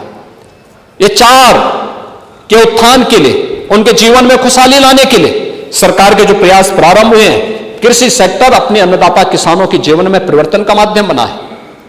कृषि विज्ञान केंद्र इसके उदाहरण है। याद करिए 2016 में भारत सरकार उत्तर प्रदेश को 20 कृषि विज्ञान केंद्र देना चाहती थी, तत्कालीन सरकार ने नहीं लिया। 15-16 में देना चाहते थे, नहीं लिया। 17 में सरकार बनी, हमारे कृषि मंत्री मेरे पास आए कि 20 कृषि विज्ञान केंद्र मिल रहा है। मैंने कहा तत्काल झटके से ले लो, इसमें देर नहीं करनी चाहिए। वे गए, 20 के 20 कृषि विज्ञान केंद्र आए। फिर मैंने कहा एक बार थोड़ा कृषि विज्ञान केंद्रों का विजिट तो करें, थोड़ा रिपोर्ट तो दें क्या स्थिति है। तो उन्होंने कहा बहुत खराब स्थिति है। मैंने कहा इसको कैसे ठीक होगा? उन्होंने कहा नहीं हम ठीक करते हैं। और आज मैं कह सकता हूं कि हर कृषि विज्ञान केंद्र नियमित अपनी रिपोर्ट विश्वविद्यालयों को देता है और विश्वविद्यालय अपनी रिपोर्ट शासन को उपलब्ध करवाता है। वहां ट्रेनिंग हो रही है, किसानों की ट्रेनिंग हो रही है, डेमोन्स्ट्रेशन हो रहे हैं, कैसे बेहतरीन बीज और बीज उनको उपलब्ध हो सकते हैं, कैसे अच्छी क्वालिटी कैसे हो सकती है, कैसे समय पर हम कौन सी किस्म कहां पे बोएं, इसके बारे में भी दी जा रही है। और वहां पे अच्छी लेबोरेटरी के माध्यम से हम लोग किसानों के उत्पाद की जांच भी कर पा रहे हैं और सर्टिफिकेशन की कार्रवाई को भी आगे बढ़ाने में सफलता प्राप्त हो रही है। एक अच्छी दिशा में आगे बढ़ा है। हम लोगों ने प्रदेश के अंदर 7 वर्षों में दलहन उत्पादन में 36% और तिलहन उत्पादन में 127% की वृद्धि उत्तर प्रदेश के अंदर हुई है। फसल के विविधीकरण की दिशा में आगे बढ़े हैं। एग्रोटेक पॉलिसी के माध्यम से हम लोगों ने दलहन और तिलहन के साथ साथ श्री अन्न फसलों को भी प्रदेश के अंदर बढ़ावा दिया है। जो हम पहले मोटा अनाज बोलते थे और गांव में कोई गरीब उस अनाज को खाता था, लोग हंसते थे, आज दुनिया उसके पीछे भाग रही है। कह रहे साहब अगर जीवित रहना है तो इसको खाओ। ये श्री अन्न के रूप में प्रधानमंत्री जी ने उसके महत्व को समझाया है। और आज आप देखते होंगे किसी भी बड़े होटल में या समारोह में आप चले जाइए, एक डिश आपको श्री अन्न की जरूर वहां पर मिलेगी। 75 जनपदों में डिजिटल क्रॉप सर्वे के माध्यम से फसल उत्पादन के आकलन करने वाला उत्तर प्रदेश पहला राज्य है देश के अंदर। हम लोगों ने प्रदेश के अंदर 9,43,000 किसानों को जोड़ते हुए 3,406 एफपीओस का गठन भी प्रदेश के अंदर हुआ है। और इसमें एफपीओस के माध्यम से 529 farm machinery bank, 472 warehouse यानी कोल्ड स्टोरेज व 100 सीड प्रोसेसिंग यूनिट का संचालन कर रहे हैं। और अगर आप देखेंगे कि जो हम लोगों ने यूनिट स्थापित की है यहां पर, इस यूनिट के माध्यम से जो वार्षिक टर्नओवर है उसका वो 629 करोड़ रुपए है, जो 100 यूनिट यहां पे हमने सीड प्रोसेसिंग की स्थापित की है। किसान सम्मान निधि के अंदर देश के अंदर 2 करोड़ 62 लाख किसान अकेले उत्तर प्रदेश की इस योजना से लाभान्वित हो रहे हैं, जिसके माध्यम से अब तक प्रदेश के अंदर एक बड़ी राशि 6,000 रुपए प्रत्येक किसान के खाते में डीबीटी के माध्यम से हर वर्ष उपलब्ध हो जा रहे हैं। महोदय, प्रदेश के अंदर स्वास्थ्य के क्षेत्र में अगर आप देखेंगे बेहतरीन लाभ मिला है। और पंडित जी, आप तो जिस जनपद से आते हैं आप उसको देखते होंगे, आपने स्पीकर के रूप में भी आप भी जाते थे, गोरखपुर के बीआरडी मेडिकल कॉलेज में भी आप देखते थे, सिद्धार्थनगर के जिला चिकित्सालय में भी देखते थे। और आज तो आपके जिले में माधव बाबू के नाम पर, माधव प्रसाद त्रिपाठी जी के नाम पर मेडिकल कॉलेज का निर्माण हो चुका है।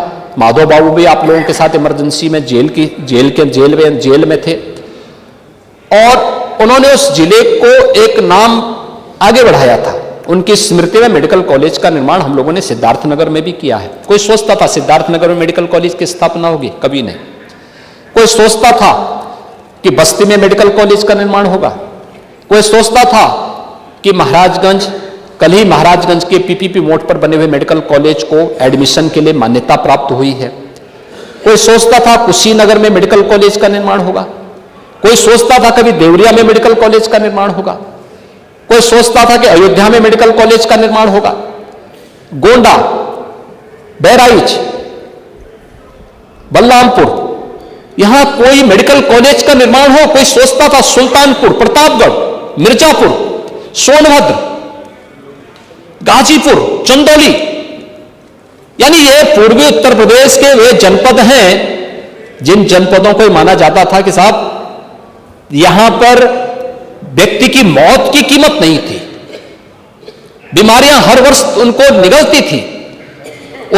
अगर आप उत्तर क्षेत्र को देखेंगे, ये पीछे कुछ लोग थोड़ा ज्यादा वहां पे कमेंट्री कर रहे हैं, पीछे थोड़ा उनको ठीक कर देते। अधिष्ठाता पीछे की तरफ जो लॉबी है उसमें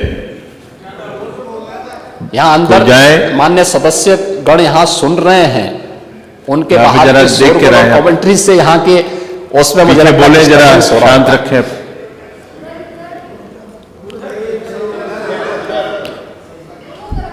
महोदय, दोनों तरफ देख लें। मैं इस चीज की ओर ध्यान आकर्षित कर रहा था, स्वास्थ्य के क्षेत्र में जो कार्य हुआ, इंसेफ्लाइटिस कुशीनगर, देवरिया, गोरखपुर, महाराजगंज, सिद्धार्थनगर, बस्ती, संत कबीरनगर, बलरामपुर, श्रावस्ती, गोंडा, बहराइच, लखीमपुर खीरी, पीलीभीत और सहारनपुर तक अगर आप जाएंगे, इंसेफ्लाइटिस से 1,500 से 2,000 बच्चों की मौत इसी सीजन में होती थी, इसी सीजन में होती थी। और ये मरने वाले बच्चे कौन थे? या तो दलित थे या अल्पसंख्यक समुदाय के थे। और मैं कह सकता हूं हमारी सरकार ने अंतर विभागीय समन्वय के माध्यम से बेहतरीन प्रयास किया, भारत सरकार के साथ समन्वय बनाया, आज इंसेफ्लाइटिस समाप्त। इंसेफ्लाइटिस समाप्त एक मॉडल है दुनिया के लिए।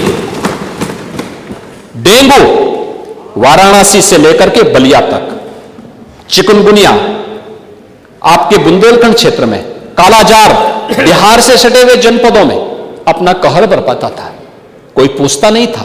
लेकिन आज इस बीमारी को हम लोगों ने वहां पे नियंत्रण करने के साथ आगे बढ़े हैं। हम लोगों ने प्राथमिक स्वास्थ्य केंद्रों को, सामुदायिक स्वास्थ्य केंद्रों को उसकी स्ट्रेंथनिंग की है, वहां पे इंफ्रास्ट्रक्चर उसका बढ़ाया है, उसमें बेहतरीन प्रयास हुए हैं। लेकिन उसमें और अच्छे प्रयास किए जाने की आवश्यकता है। हर अच्छे कार्य में और अच्छा किया जा सकता है। लेकिन जहां पहले नहीं होता था, हम तो परिणाम दे रहे हैं, रिजल्ट दे रहे हैं। हम कुछ भी घोषणाएं करें, अगर रिजल्ट 0 है इसका मतलब हमारा प्रयास बेकार है। लेकिन अगर हमने प्रयास प्रारंभ किया, हमने प्रयास करने के बाद रिजल्ट दे रहे हैं, इसका मतलब हमारा प्रयास सार्थक है और हमने जो किया है वो सार्थक परिणाम दिया है, रिजल्ट ओरिएंटेड है। और रिजल्ट ओरिएंटेड उस बात को मैं यहां पे सदन में रखा हूं, इंसेफ्लाइटिस उन्मूलन के लिए हमने कार्य किया। कोरोना प्रबंधन का मॉडल हम लोगों ने देश के सामने प्रस्तुत किया। इतनी बड़ी आबादी और इतनी बड़ी आबादी में हम उत्तर प्रदेश की बड़ी आबादी को बचाने में सफल हुए। प्रदेश के अंदर इस फील्ड में 1 डिस्ट्रिक्ट 1 मेडिकल कॉलेज की तरफ हम बढ़ सके। सच्चाई क्या थी? आजादी के पहले से लेकर के केजीएमयू 1915 में स्थापित हुआ था, 15-16 में स्थापित हुआ था। बीएचयू 1915-16 में स्थापित, 16-17 में, 1916 में स्थापित हुआ था। और उसके बाद क्रमिक रूप से अलग अलग मेडिकल कॉलेजेस बने थे। 60 के दशक में 7 मेडिकल कॉलेजेस उस समय बने थे, 7 केवल क्रियाशील हुए थे। आज स्थिति क्या है? यानी कुल मिलाकर के हम आजादी के पहले से लेकर के 2017 तक देखेंगे, 16-17 तक कुल 12 मेडिकल कॉलेजेस 1947 से लेकर के 2017 तक स्थापित हुए थे। और आज मैं कह सकता हूं केवल हमारे अब 10 जनपद बचे हैं जहां पे मेडिकल कॉलेज अभी बना नहीं है। उन 10 जनपदों में भी हम लोग एक नया मॉडल लेके आने जा रहे हैं और उसके तहत हम मेडिकल कॉलेज के निर्माण के लिए कृत संकल्पित हैं, क्योंकि अच्छा जीवन जीने का अधिकार हर व्यक्ति को है और उसको सुविधा मिलनी ही चाहिए। सरकार इसके प्रति पूरी प्रतिबद्धता के साथ कार्य कर रही है और इसको लेकर के हम कार्य करने जा रहे हैं। और मुझे बताते हुए प्रसन्नता है कि जो हमने पीपीपी मोड पर हम लोगों ने मेडिकल कॉलेज बनाए हैं, संभल और महाराजगंज शामली में, इस सत्र में उन्हें चलाने के लिए नेशनल मेडिकल काउंसिल ने परमिशन भी दे दी है। और मुझे लगता है इन तीनों जनपदों से जुड़े हुए जो हमारे जनप्रतिनिधिगण हैं, जिनके प्रयास थे, उनको मैं इसके लिए बधाई भी दूंगा कि उनके प्रयास सार्थक ले रहे हैं। आज बच्चे वहां एडमिशन लेंगे, इस सत्र में एडमिशन लेंगे। इसके साथ ही प्रदेश के अंदर जो मेडिकल कॉलेजेज हैं, इनमें एमबीबीएस की सीट इस सत्र में जो काउंसिलिंग के लिए जाने जा रही है वह 10,500 एमबीबीएस यानी यूजी में 10,500 सीट पर एडमिशन अकेले उत्तर प्रदेश में होंगे। यह उत्तर प्रदेश है जिसमें हमने दुगने से ज्यादा सीटों पर एडमिशन उत्तर प्रदेश के अंदर पिछले 7 वर्ष में करने में हमने सफलता प्राप्त की है। नर्सिंग क्षेत्र ऐसा है जो 100% उन्हें इस फील्ड में जॉब के साथ जोड़ देता है और खासतौर पर बेटियों के लिए एक बहुत अच्छा अवसर देता है। निजी नर्सिंग कॉलेजेस भी बने हैं, सरकार उनको हतोत्साहित नहीं कर रही है, लेकिन गवर्नमेंट सेक्टर में भी हम लोगों ने 23 नए मेडिकल नर्सिंग कॉलेजेस को भी हम स्थापित कर रहे हैं या कर चुके हैं। प्रदेश के अंदर ऐसे ही हम लोगों ने 22,555 आयुष्मान आरोग्य मंदिरों का गठन हम लोगों ने किया है और देश के अंदर आयुष्मान भारत का कार्ड 5 करोड़ 11 लाख परिवारों को उपलब्ध कराने वाला, 5 करोड़ 11 लाख परिवारों को उपलब्ध कराने वाला, यानी इतने कार्ड हम लोगों ने अब तक गोल्डन कार्ड वितरित कर दिए हैं। ये प्रदेश के अंदर अब तक हम लोगों ने इस योजना को आगे बढ़ाया है। और पीएचसी स्तर पर, प्राथमिक स्वास्थ्य केंद्र स्तर पर आरोग्य मेला हर रविवार को लगेगा, जिसमें केंद्र और राज्य सरकार की स्वास्थ्य से संबंधित महिला और बाल विकास से जुड़ी हुई सभी प्रकार की स्कीम को वहां पे प्रदर्शन होगा, उसका मेला भी लगेगा। यह कार्रवाई सफलतापूर्वक आगे बढ़ रही है और मुझे बताते हुए प्रसन्नता है कि अब तक 12 करोड़ से अधिक रोगियों का इसके माध्यम से हम उपचार करने में हमें सफलता प्राप्त हुई है प्रदेश के अंदर। इसके साथ ही हम लोगों ने clinical trial, pharmaceutical research and innovation के लिए भी एक प्रमोट फार्मा नीति को भी हम लोग यहां पर बना चुके हैं और प्रदेश का पहला फार्मा पार्क हम लोग ललितपुर में बनाने जा रहे हैं। इस पर हमारी कार्रवाई आगे बढ़ चुकी है।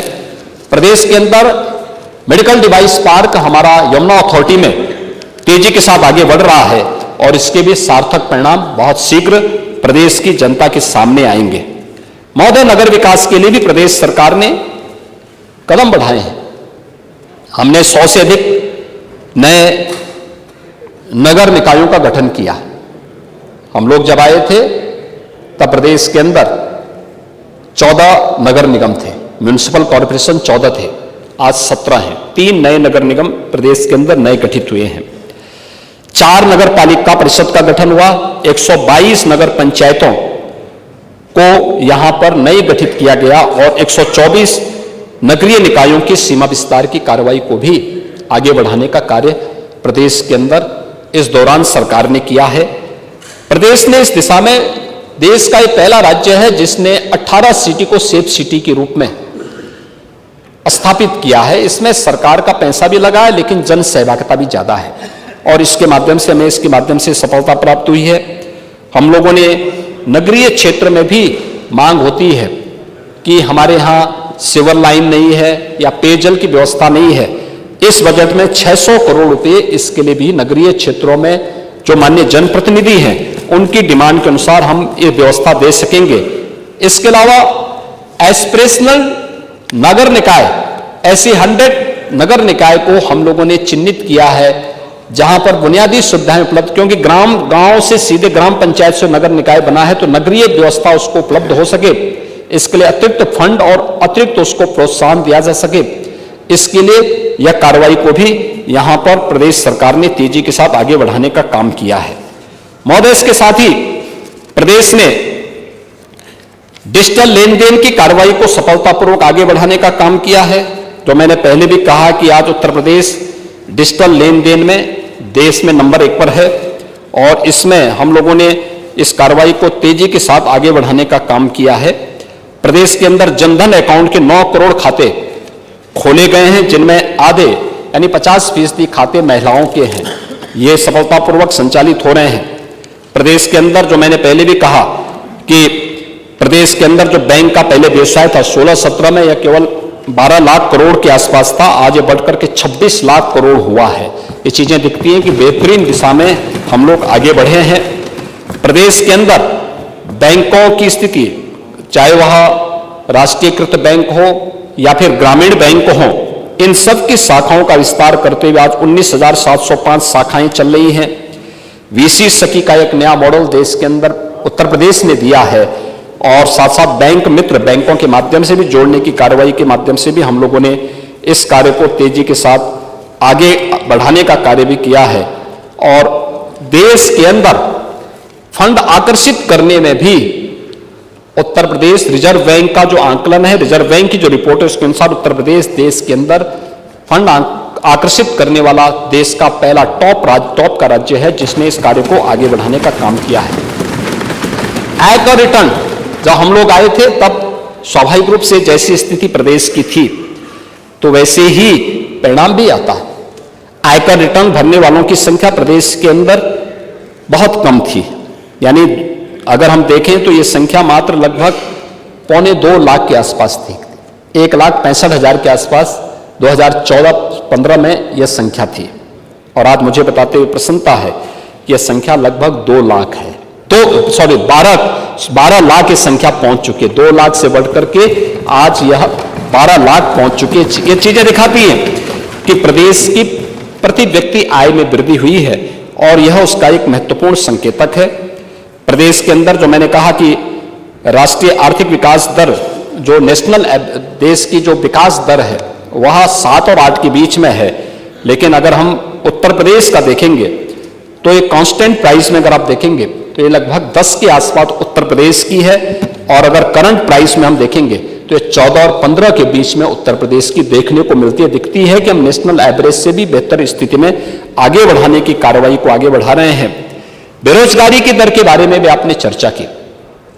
स्वाभाविक रूप से युवा की आकांक्षा के अनुरूप नौकरी मिल सके, मेरे पास बहुत सारे ऐसे डाटा हैं जो इस बारे में बताते हैं कि वास्तव में अगर पिछली सरकारों के डाटा को आप देखेंगे, मैं आपको कुछ यहां पे उपलब्ध भी कराता हूं, और मुझे लगता है कि आप लोग एक बार जरूर इन चीजों पर ध्यान देंगे कि ये डाटा वास्तव में चौंकाने वाले होंगे और आप लोगों के ध्यान का आकर्षण का भी माध्यम ये बनना चाहिए। आपको इसकी जानकारी होनी भी चाहिए और मान्य सदस्यों की भी जानकारी में सब चीजें होनी चाहिए।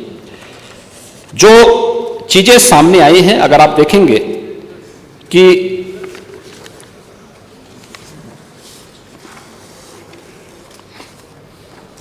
यहां कुछ चर्चाएं बार बार होती हैं।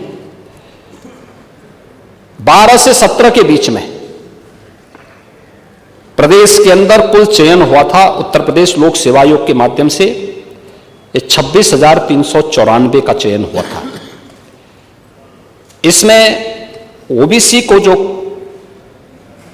सीट मिली थी वह मात्र 26.38% मिली थी,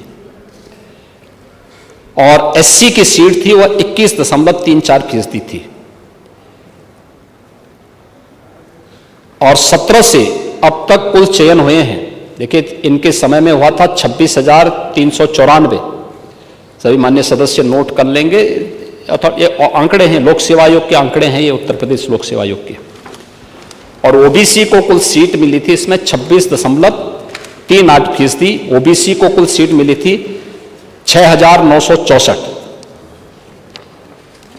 और 17 से अब तक जो कुल भर्तियां हुई हैं, ये लोक सेवा आयोग के बता रहा हूं अभी एक का, वह है 46,675,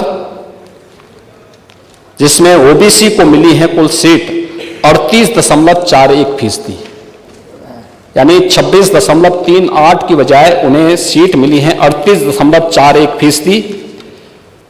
और ईडब्ल्यूएस के लोग जो छात्र थे उनको मिला है 3.74%, और हमने कुल यहां पे भर्ती की है वह की है 46,675। अब तक हम सफलतापूर्वक यहां पे भर्ती कर चुके हैं। एक भी भर्ती पर कोई व्यक्ति उंगली नहीं उठा सकता है। यह उत्तर प्रदेश की भर्ती की प्रक्रिया है। 6 लाख भर्तियां उत्तर प्रदेश के अंदर हुई हैं। 6.5 लाख से अधिक भर्तियों में अब तक पूरी पारदर्शिता के साथ, कोई भाई भतीजावाद नहीं, कोई भेदभाव नहीं, सभी नियमों का यहां पे पालन करते हुए इन भर्तियों की प्रक्रिया को आगे बढ़ाने का काम किया गया।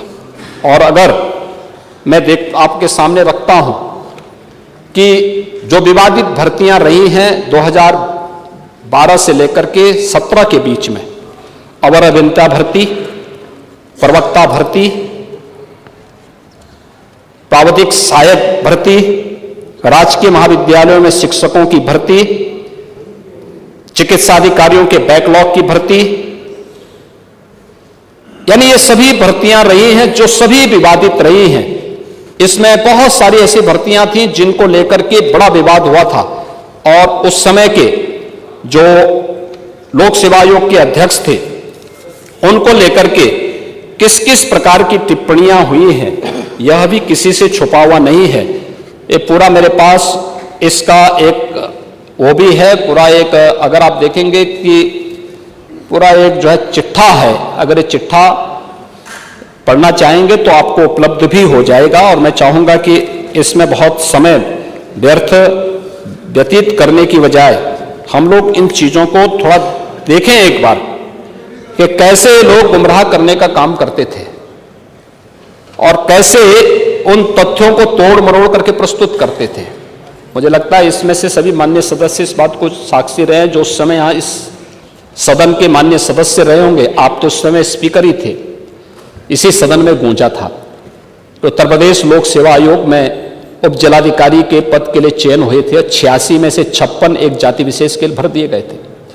जो high school 3rd division, intermediate 3rd division, BA 3rd division, वह एसडीएम की भर्ती में टॉप कर रहा है। क्या ये संभव है क्या? ये तो सीबीआई इसकी जांच कर रही है। सीबीआई की पूरी रिपोर्ट आ जाएगी, पता लग जाएगा। और जांच हो रही है, ये जांच हो रही है, मैं क्या कर रहा हूं। लेकिन ये तथ्यों को आप विस्मृत नहीं कर सकते।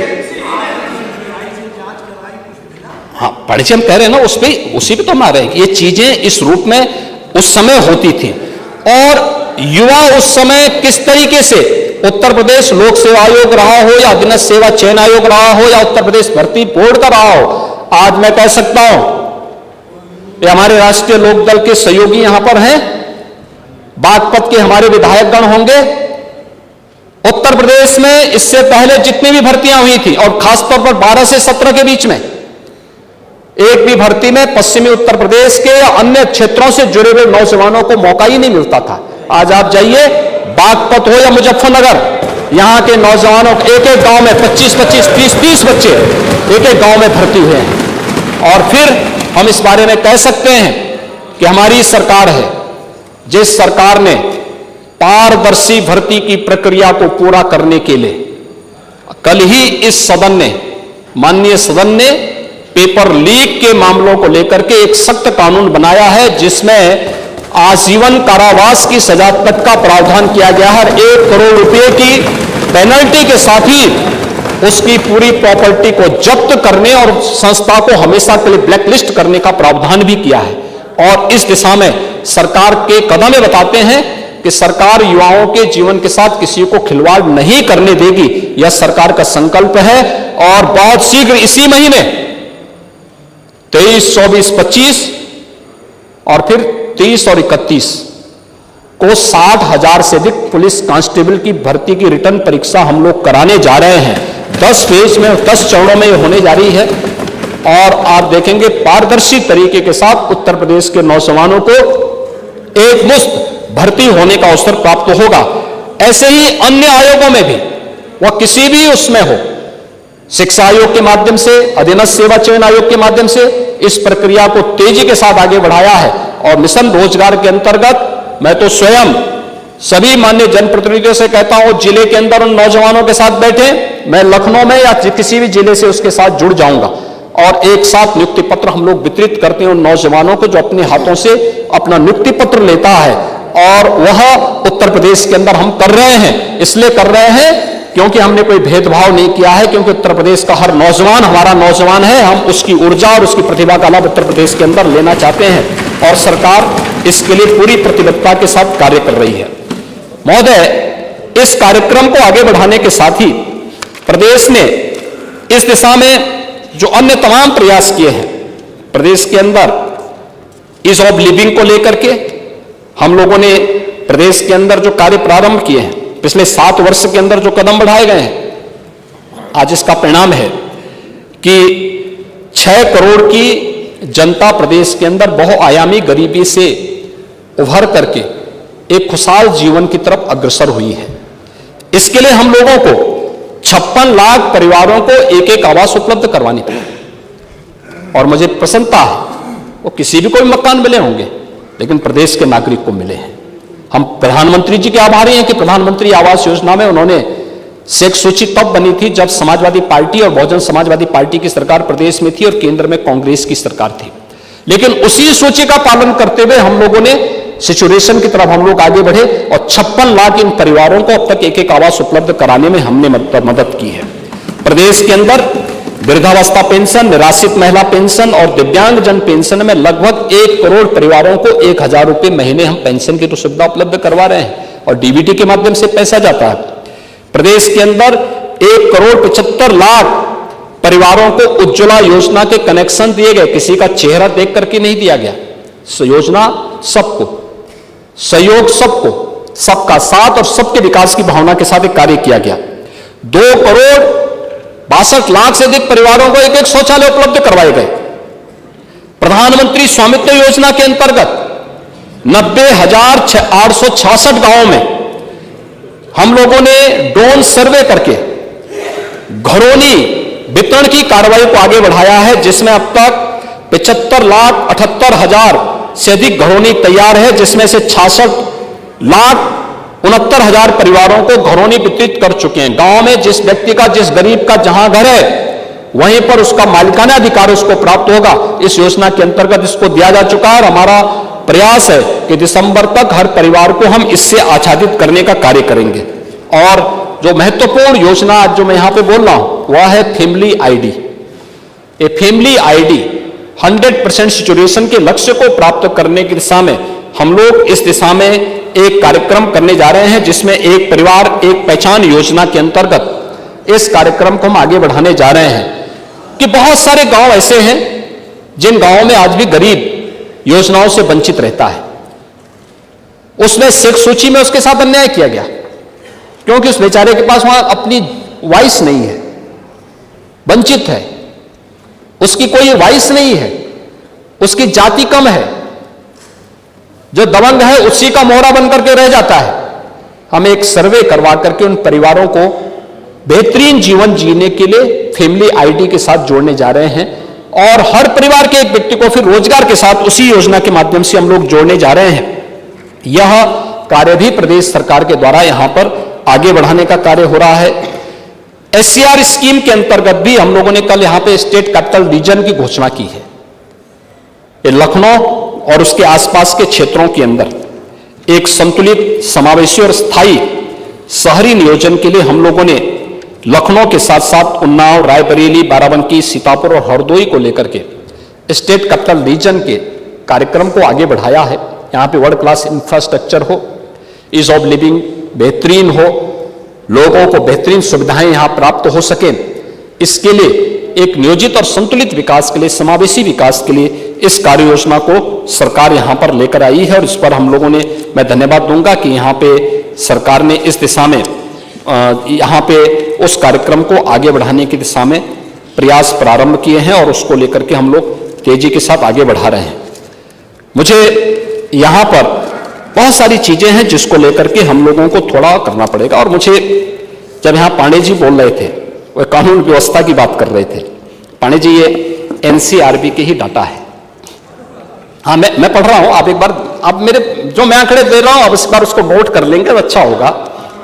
देखिए 2024 के जो आंकड़े हैं 16 और 24 के बीच है, मेरे पास 22 के भी हैं, 23 के भी हैं, 24 के भी हैं और सभी आंकड़ों को मैं आपके सामने रखूंगा। लेकिन मैं 24 से अगर तुलना करूं तो डकैती के मामले में 36.47% की कमी आई है, लूट के मामले में 78.17% की कमी आई है, हत्या के मामले में 43.21% की कमी आई है, बलवा के मामले में 67.42% की कमी आई है, गृह विधन में 4.31% की कमी आई है और फिरौती के लिए अपहरण के मामले में 70% की कमी इस मामले में आई है। ये अपराध की स्थिति 2016 से 2024 में अगर तुलना करेंगे तो ये आंकड़े सामने आते हैं।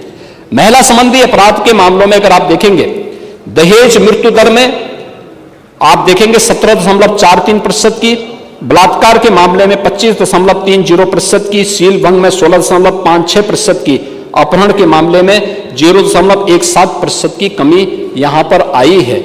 इसके साथ ही प्रदेश के अंदर अगर हम महिलाओं के विरुद्ध घटित अपराधों के मामले में इसको आगे बढ़ाएंगे, नेशनल उसमें अगर हम देखेंगे तो महिलाओं के बारे में अगर आप देखेंगे तो नेशनल उसमें उत्तर प्रदेश का जो स्थान है वह महिलाओं के प्रतिकूल अपराध में 2017, 18, 19, 20, 21, 22 में उत्तर प्रदेश के सापेक्ष जहां अन्य राज्यों में क्राइम ज्यादा हुए हैं, उन राज्यों में तेलंगाना, उड़ीसा, राजस्थान, पश्चिमी बंगाल, महाराष्ट्र, ये सभी उत्तर प्रदेश से आगे रहे हैं जहां पर इस प्रकार के अपराध काफी ज्यादा बढ़े थे। उस समय के आंकड़ों के अनुसार मैं यहां पे ये आंकड़े यहां पर हैं।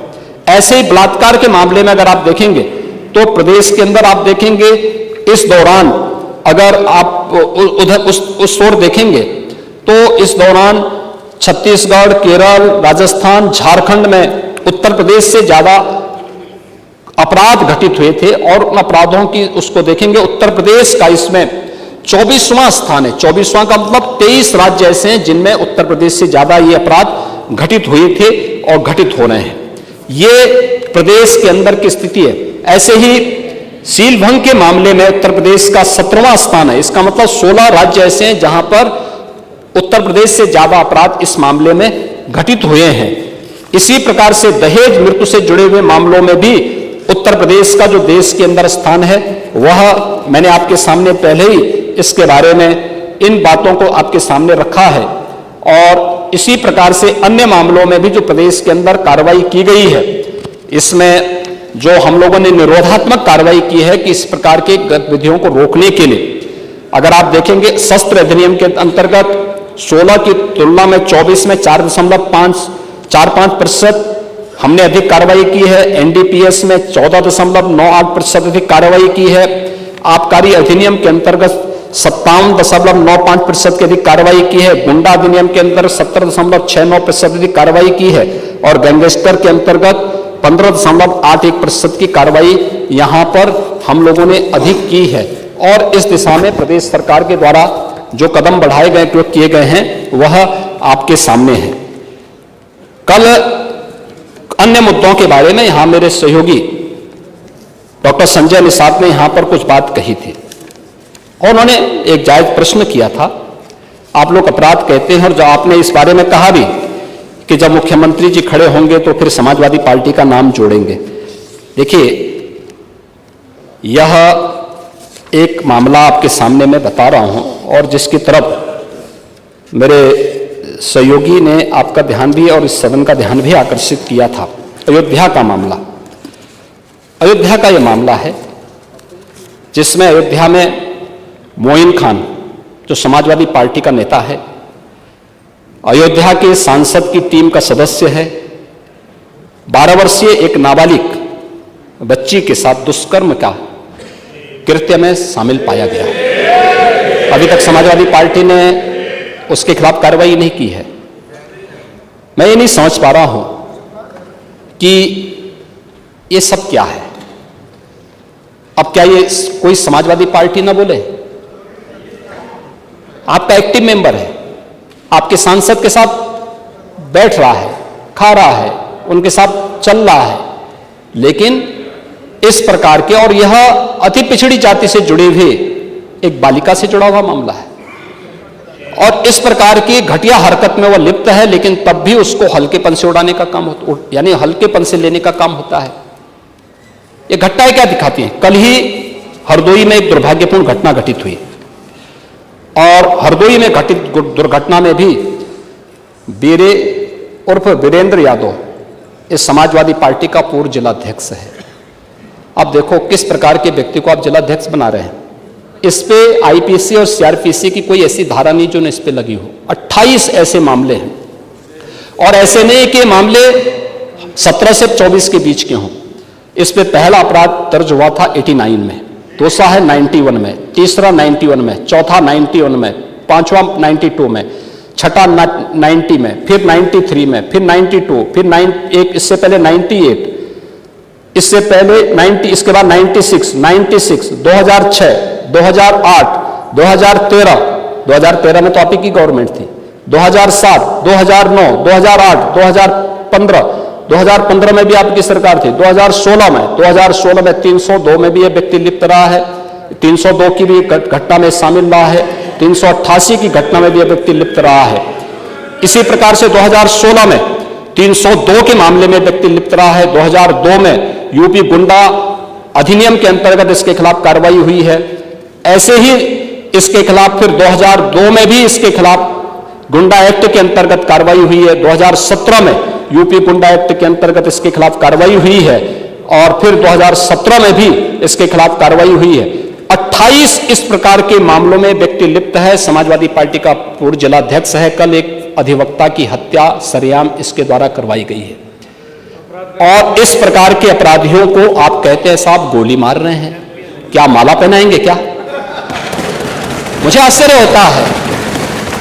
अब इस प्रकार का तो ये ताजा उदाहरण है, इस समाज के लिए सबसे बड़े कलंक है, इस समाज का कोड है, और इस कोड को जब तक हटाएंगे नहीं तब तक उत्तर प्रदेश की स्थिति को ठीक करने में कठिनाई होगी।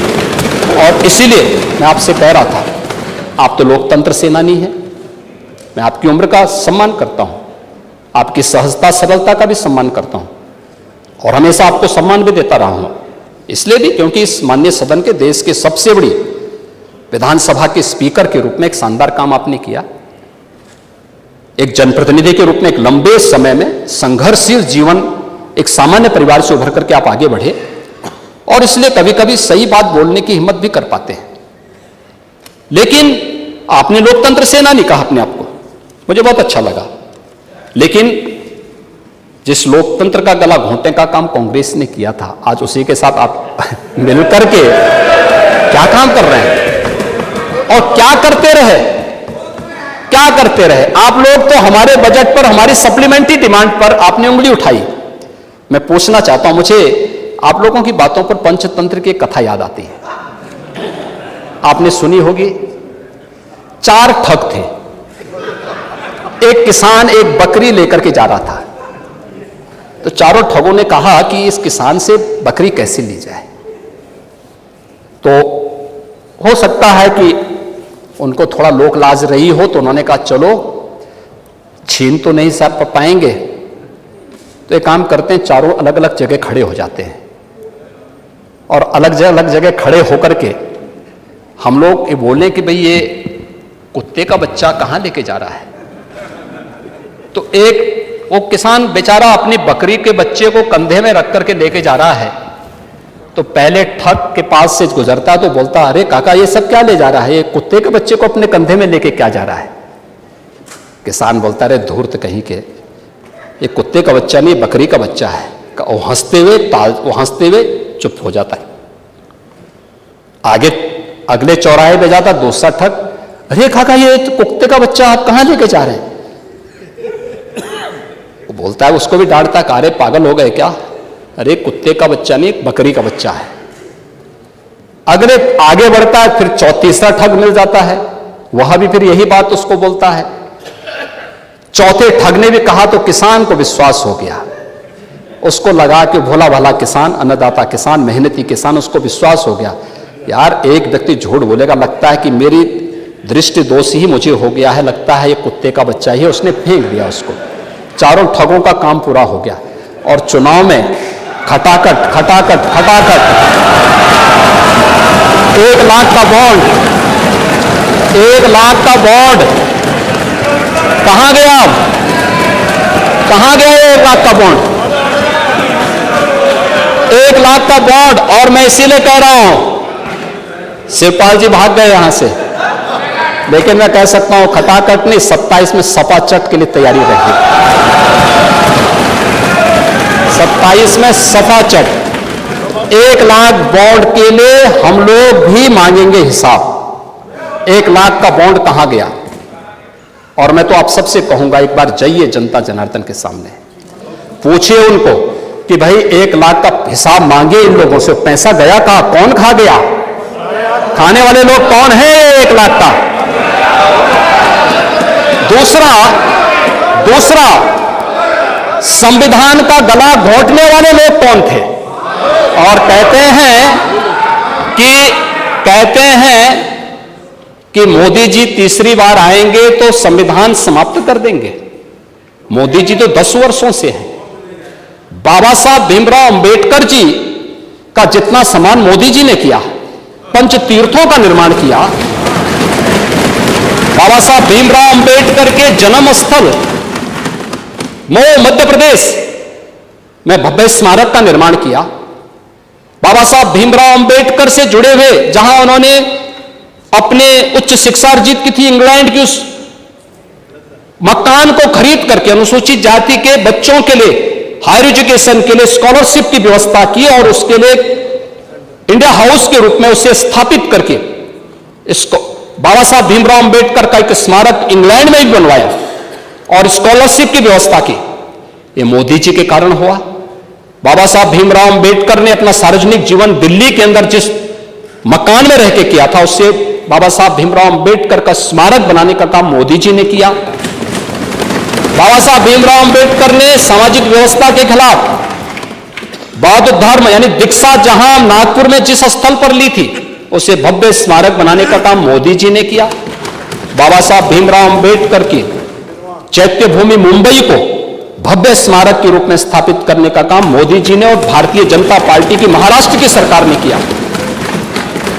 मोदी जी को आप यहां पे मोदी जी के बारे में गलत सूचनाएं देते रहे और बाबा साहब भीमराव अंबेडकर को हराने वाली कांग्रेस आज जनता को गुमराह करने में सफल हो गई है। वही पंचतंत्र की कथा मुझे याद आ गई।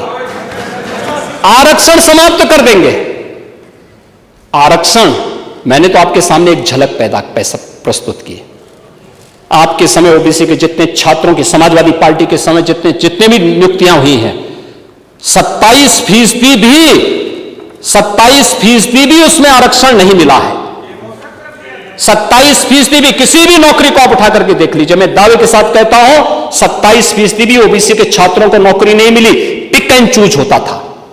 क्या ये सच नहीं? आज जिस तहसीलों की आप बात कर रहे हैं,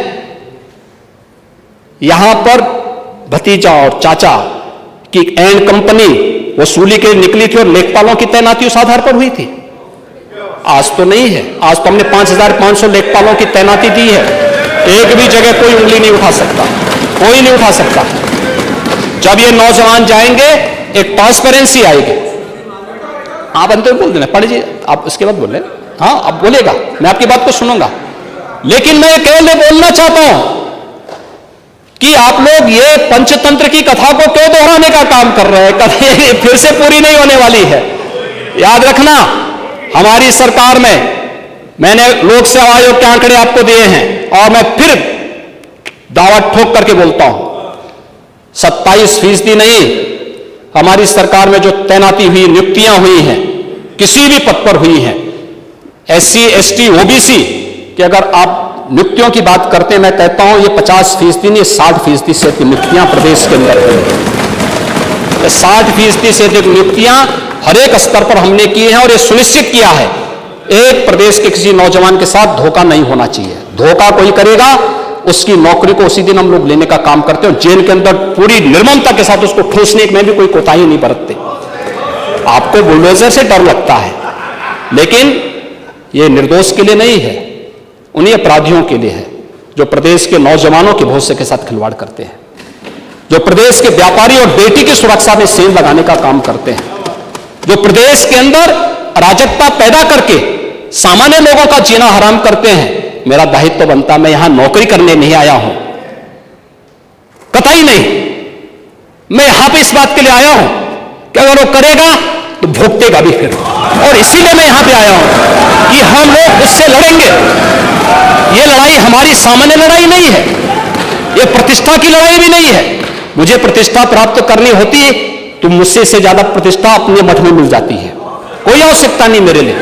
लेकिन इस प्रकार के गुमराह भरे तथ्यों को लेकर क्या बातें हैं आप लोग बोलते हैं, इस प्रकार के अनावश्यक बातों की तरफ आप ध्यान आकर आप इस प्रकार की चर्चाएं करते हैं। लेकिन मैं कहना चाहूंगा, और अंत में मैं केवल एक ही बात कहना चाहूंगा, एक काट की हंडिया बार बार नहीं चढ़ने वाली है, तो उसका समय पूरा हो गया है, पूरा हो गया है, अब नहीं चलने वाला है। और इसीलिए हम लोग तो इस बात के पक्षधर हैं, और वह ये मैं फिर भी आपसे आप लोगों से कहूंगा, आपसे नहीं, आप तो बड़े बुजुर्ग हैं, वयोवृद्ध हैं, पूरे मैं दोनों पक्षों से कहूंगा कि पांडे जी जैसे लोगों को सम्मान मिलना ही चाहिए, क्योंकि वो पीढ़ी लगभग अपने ढलान की तरफ है और मुझे लगता है उन्हें हर प्रकार का सम्मान मिलना चाहिए। लेकिन हम लोग जो भी योजना बनाते हैं, यह धरती पर पांव रख करके बनाते हैं, व्यवहारिक जगत का। मैं आपकी बात को इसलिए सुन रहा था, मैंने एक भी बार आपको डिस्टर्ब इसलिए नहीं किया क्योंकि मैं जानता था कि आप जमीन पर रह करके सारी बातों को यहां व्यवहारिक स्तर पर बोलते हैं। और इसीलिए मैं कहूंगा कि एक पांव, जो अटल जी ने कहा था, एक पांव धरती पर रखकर ही बामन भगवान ने आकाश पाताल को जीता था। धरती ही धारण धर करती है, कोई इस पर भार न बने, मिथ्या अभिमान से न तने। मुझे लगता है गलतफहमी नहीं होनी चाहिए समाजवादी पार्टी या कांग्रेस को कि वह बार बार खटाखट जैसी योजना के माध्यम से जनता को धोखा दे सकें। लेकिन मैं आपसे कह सकता हूं, ये सरकार चलेगी, मजबूती के साथ चलेगी, प्रदेश के अंदर ट्रांसफॉर्म करने के अपने अभियान को आगे बढ़ाएगी। प्रदेश के अंदर खिलवाड़ करने की किसी को जरूरत नहीं होगी।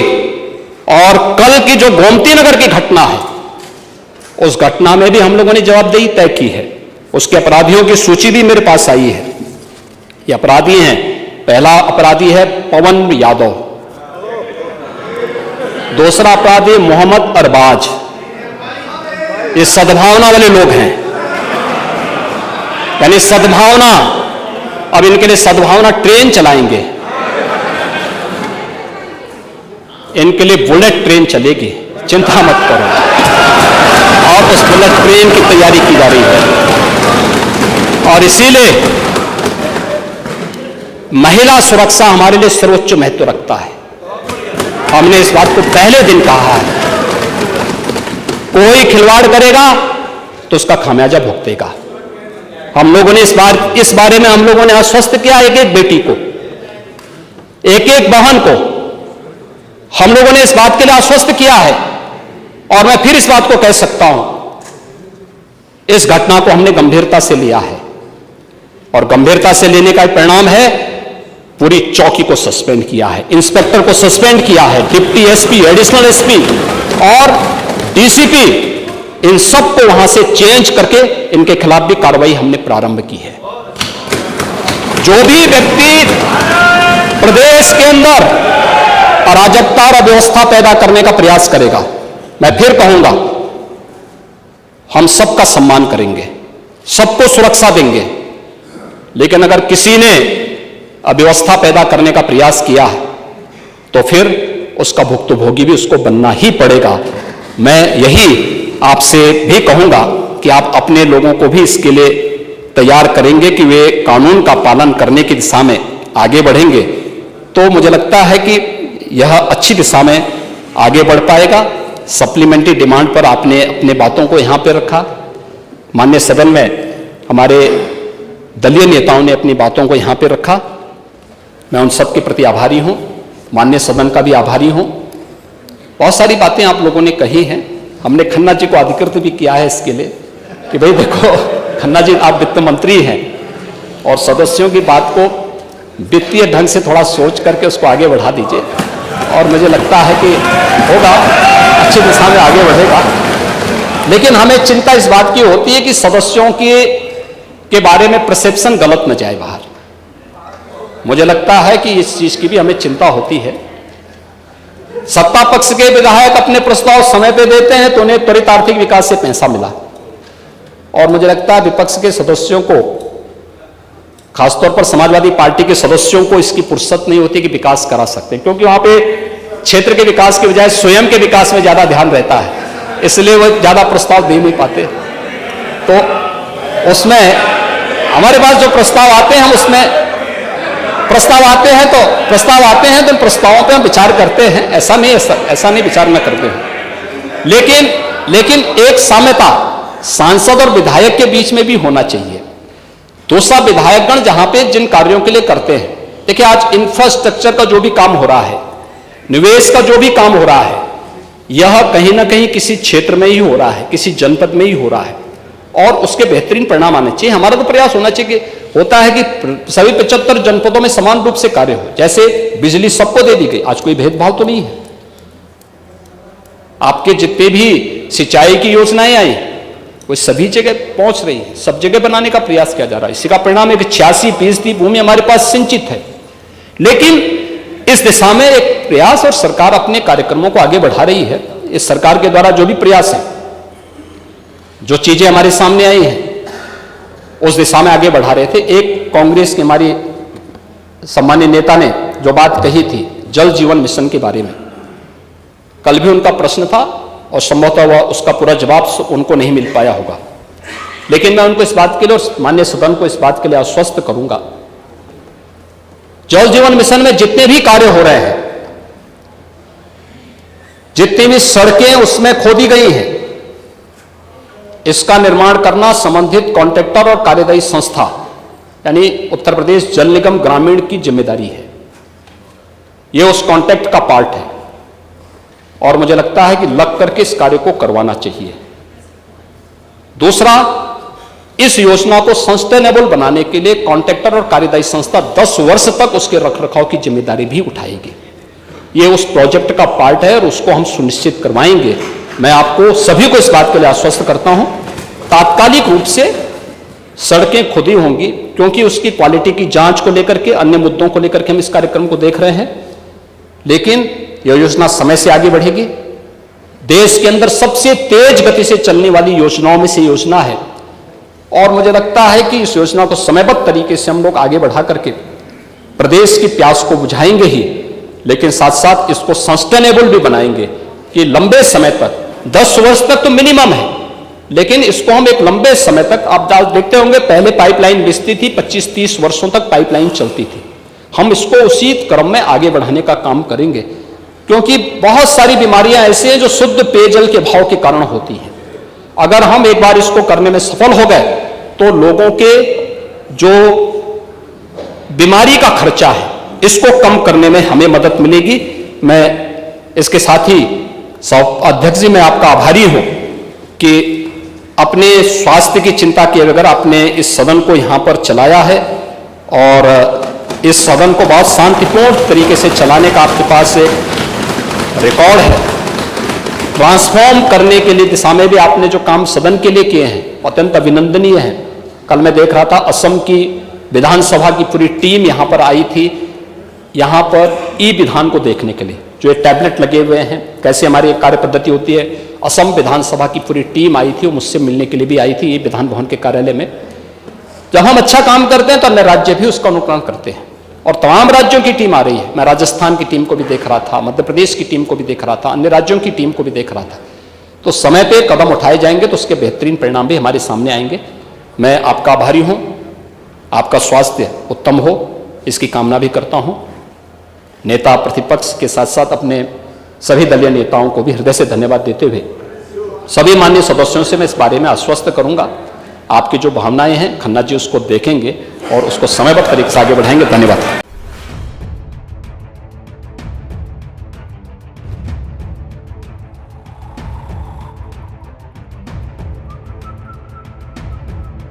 हर बड़ी खबर का असली एड्रेस है खबरनामा, इसलिए हर न्यूज अपडेट के लिए सब्सक्राइब करें और फॉलो करें खबरनामा और इस वीडियो के लाइक बटन को प्रेस कर इस वीडियो पर कमेंट के जरिए अपनी राय देना ना भूलें।